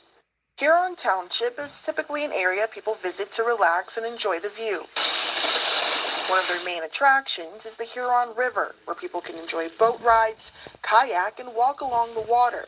For Dana Straub, it's where she comes to enjoy her lunch daily. It's pretty calm, pretty quiet. Which is why she was shocked to hear about unidentified human remains being found in the river. Your initial reaction is, well, it must have just been an accident. Someone fell over. And then when they released that it was foul play, then fear really did set in. On the morning of May 16th, a body was discovered by a recreational kayaker in the marshy area of the river, 1,000 feet south of State Route 2 bridge. The Huron Fire Department was eventually able to recover the remains from this marsh area. It was a tough job because of the location where the body was at. Erie County Sheriff Paul Sigsworth says the remains were taken to the Lucas County Coroner's Office, and based on how the body was found, he is suspecting foul play. The body was wrapped in a bed sheet and had ropes tied around it, both near the feet and also near the waist area. Now, those bindings were not very tight, but again, the fact that there were ropes wrapped around it in a bed sheet, certainly could indicate that there's some foul play. And because the body was left in the water for a considerable amount of time, the coroner's office have been having trouble identifying the remains. It was pretty significantly decomposed. The coroner's office is able to tell us it's the body of a black male. They believe 20s to 30s, but that's kind of a rough estimate at this point. So they're continuing to work on it. And while the community waits for the remains. All right, so let's get back to what happened.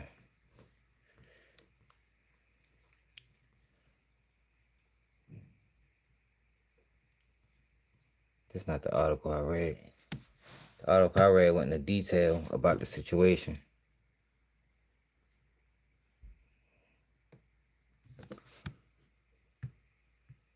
So she wound up moving. And 5 months later, they tracked her down.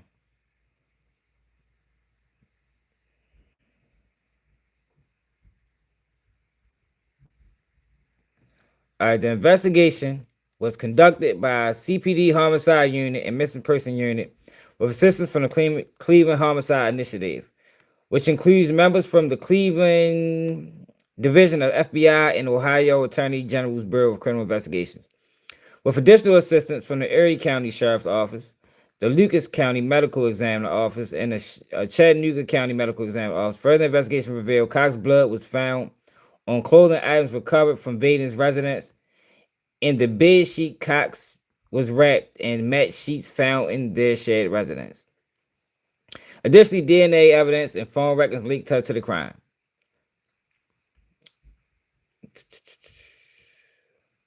So she was charged with 2 counts of murder, A and B, 2 counts of felonious assault, 1 count of tampering with evidence, 1 count of gross abuse of a corpse, and 1 count of having a weapon under disability. Now, this is the judge pressing her about the situation at her sentencing. While he was bleeding.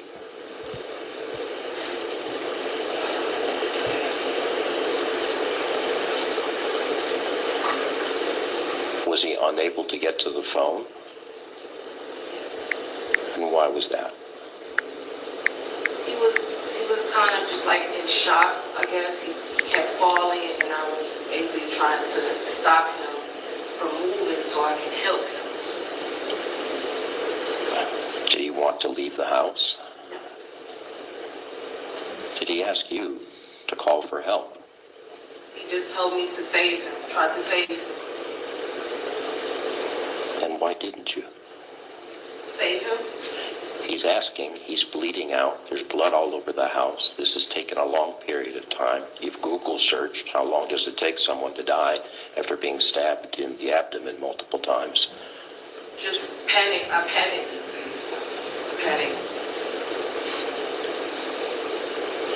You would rather have seen him die then than get help?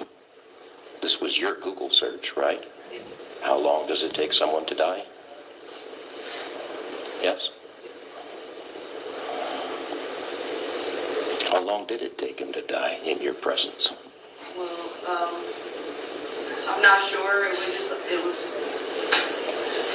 Everything was just happening so fast, Your Honor. I've never been in a situation like that before, so it wasn't.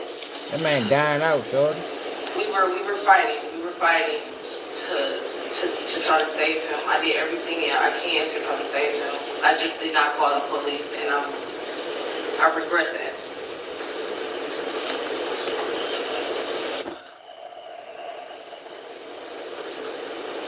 How did you move him? I left the scene, and people that I knew. This is your statement. It's your elocution. People you knew what? People I knew, they came over to the house, and I just basically just told them that I couldn't be there, so they got rid of him. And they threatened me to say anything to the police, or they was gonna basically come find me and my family. Yo, people crazy, yo. Like, yo, people do anything to duck accountability. So these people, she called these people, and they threatened her.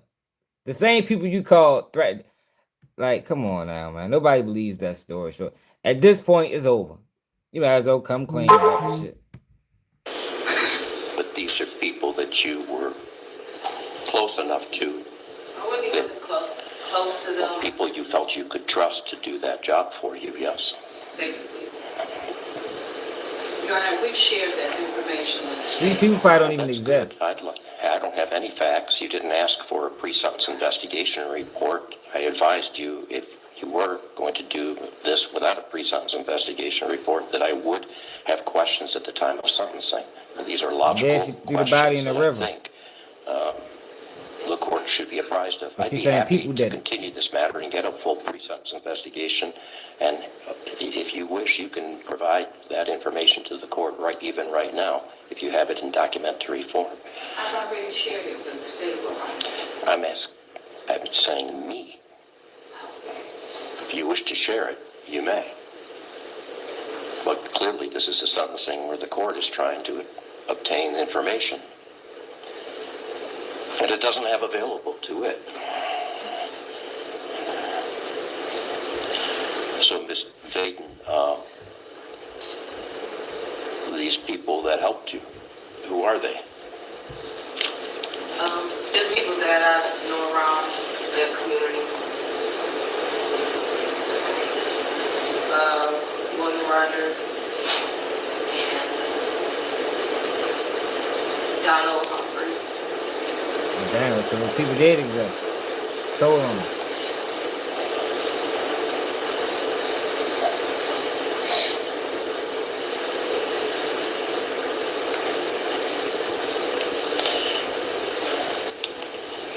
So a sheet from your residence was used?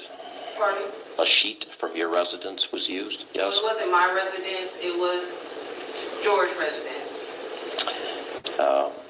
And where did that come from? His home. Off of the bed? On the floor. Yeah, on the floor. It was on the floor? Yes, sir. Okay. And then where did the rope come from? Well, like I said, I left the scene, so I don't know. I just kind of just left the scene, and they went to the apartment. But you knew they were going to use the sheet? I I didn't know what they were going to do. I just knew that I had a mess, and I panicked and left. And then you cleaned up afterwards? No, I didn't clean. I never went back.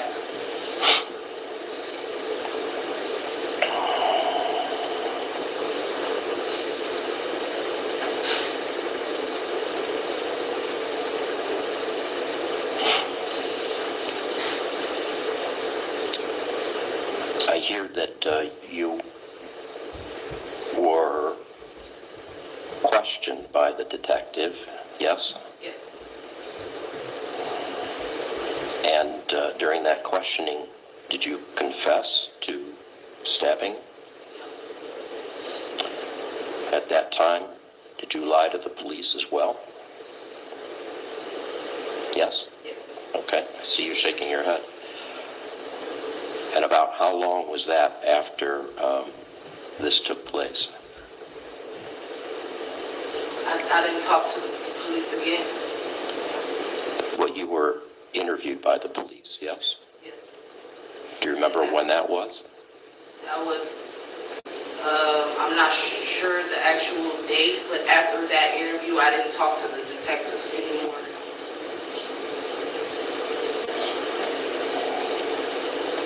What was the date that you stabbed to death Mr. Cox? I want to say the 18th of October. Do we have a date of the statement, Mr. Strang?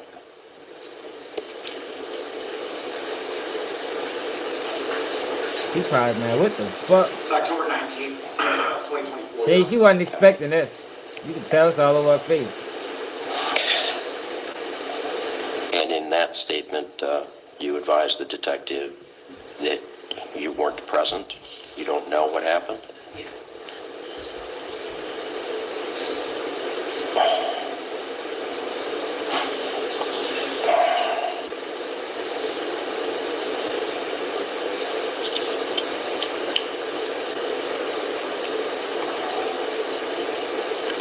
Did the gentleman that you mentioned tell you where they had put the body? No, no, And did you ever speak to them again? no.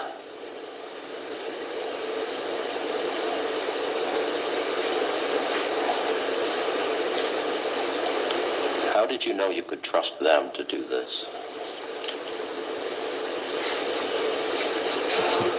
See, this is why, this is one of them situations where a lie just deserves another lie. Like, this is the type of shit I used to do to people on a joint when they lie.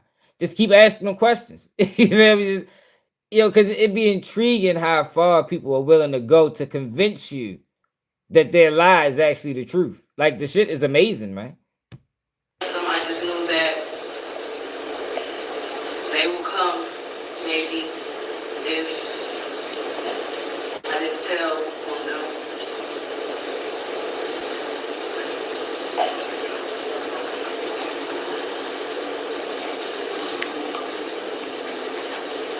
How long were you dating Mr. Cox? On and off about 4 years. Damn. That's crazy. You mentioned that was his residence, so you didn't reside there with him? But you met his daughter? Yeah, I met his daughter. Frequently? No. Like a number of times, or? No? All right. You had your own place that you could stay, yes? So you weren't trapped in like a residence situation with him where you couldn't leave and go to your own place, correct? Yeah. All right. Is there anything else that you'd like to say? Yeah. Go ahead. This situation is very traumatizing for me. But I'm still remorseful and I still regret the day that it happened.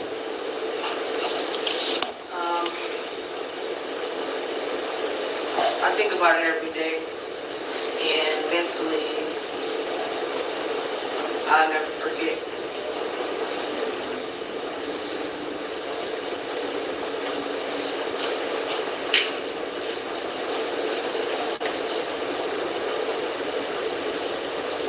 All right, thank you very much.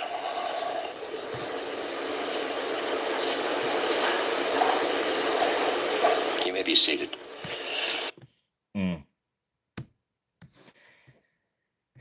That's crazy.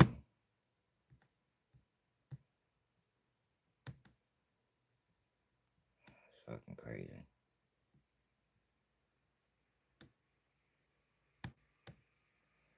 She could at least call the ambulance for the nigga.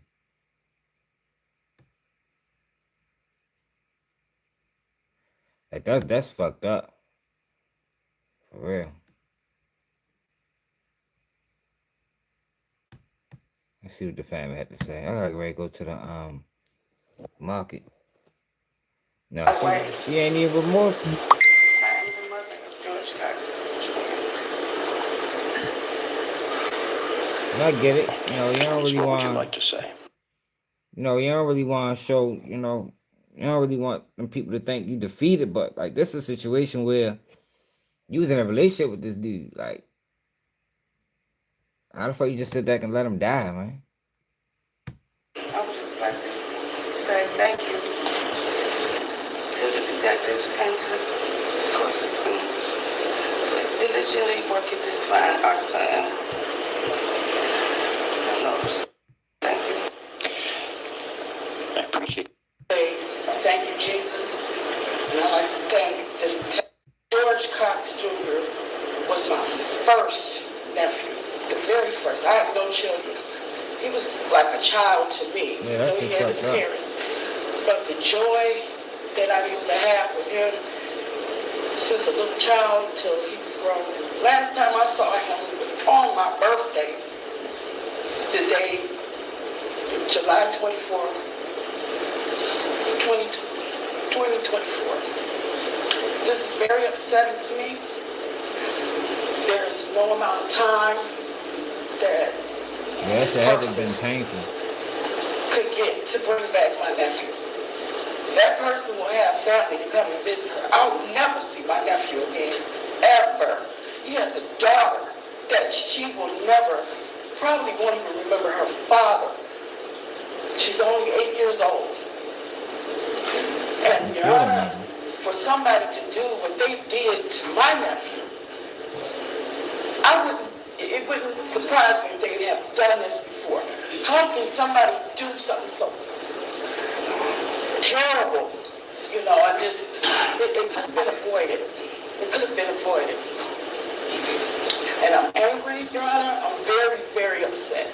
This has tore our family up tremendously. So bad. So bad. And it's just so heartbreaking. And it's hard for me to stand up here and be respectful, which I am trying to do, because I was raised that way. But I want to say so many things, Your Honor, and I'm asking, I'm begging you to supersede whatever plea deal that you gave this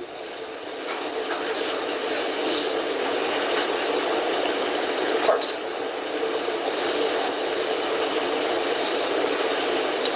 So please, dig down in your heart and do what's right for our family. And, you know, just please. There is a child that's involved that will never see her father again, ever. And I'm very angry, Your Honor, and like I said, I'm trying to be very respectful. And I thank you for this opportunity to speak before you and express my feelings. Thank you very much. I appreciate all of your words. A grandson, a brother, and one of my favorite memories of June was when he was a young child playing, and we had such great.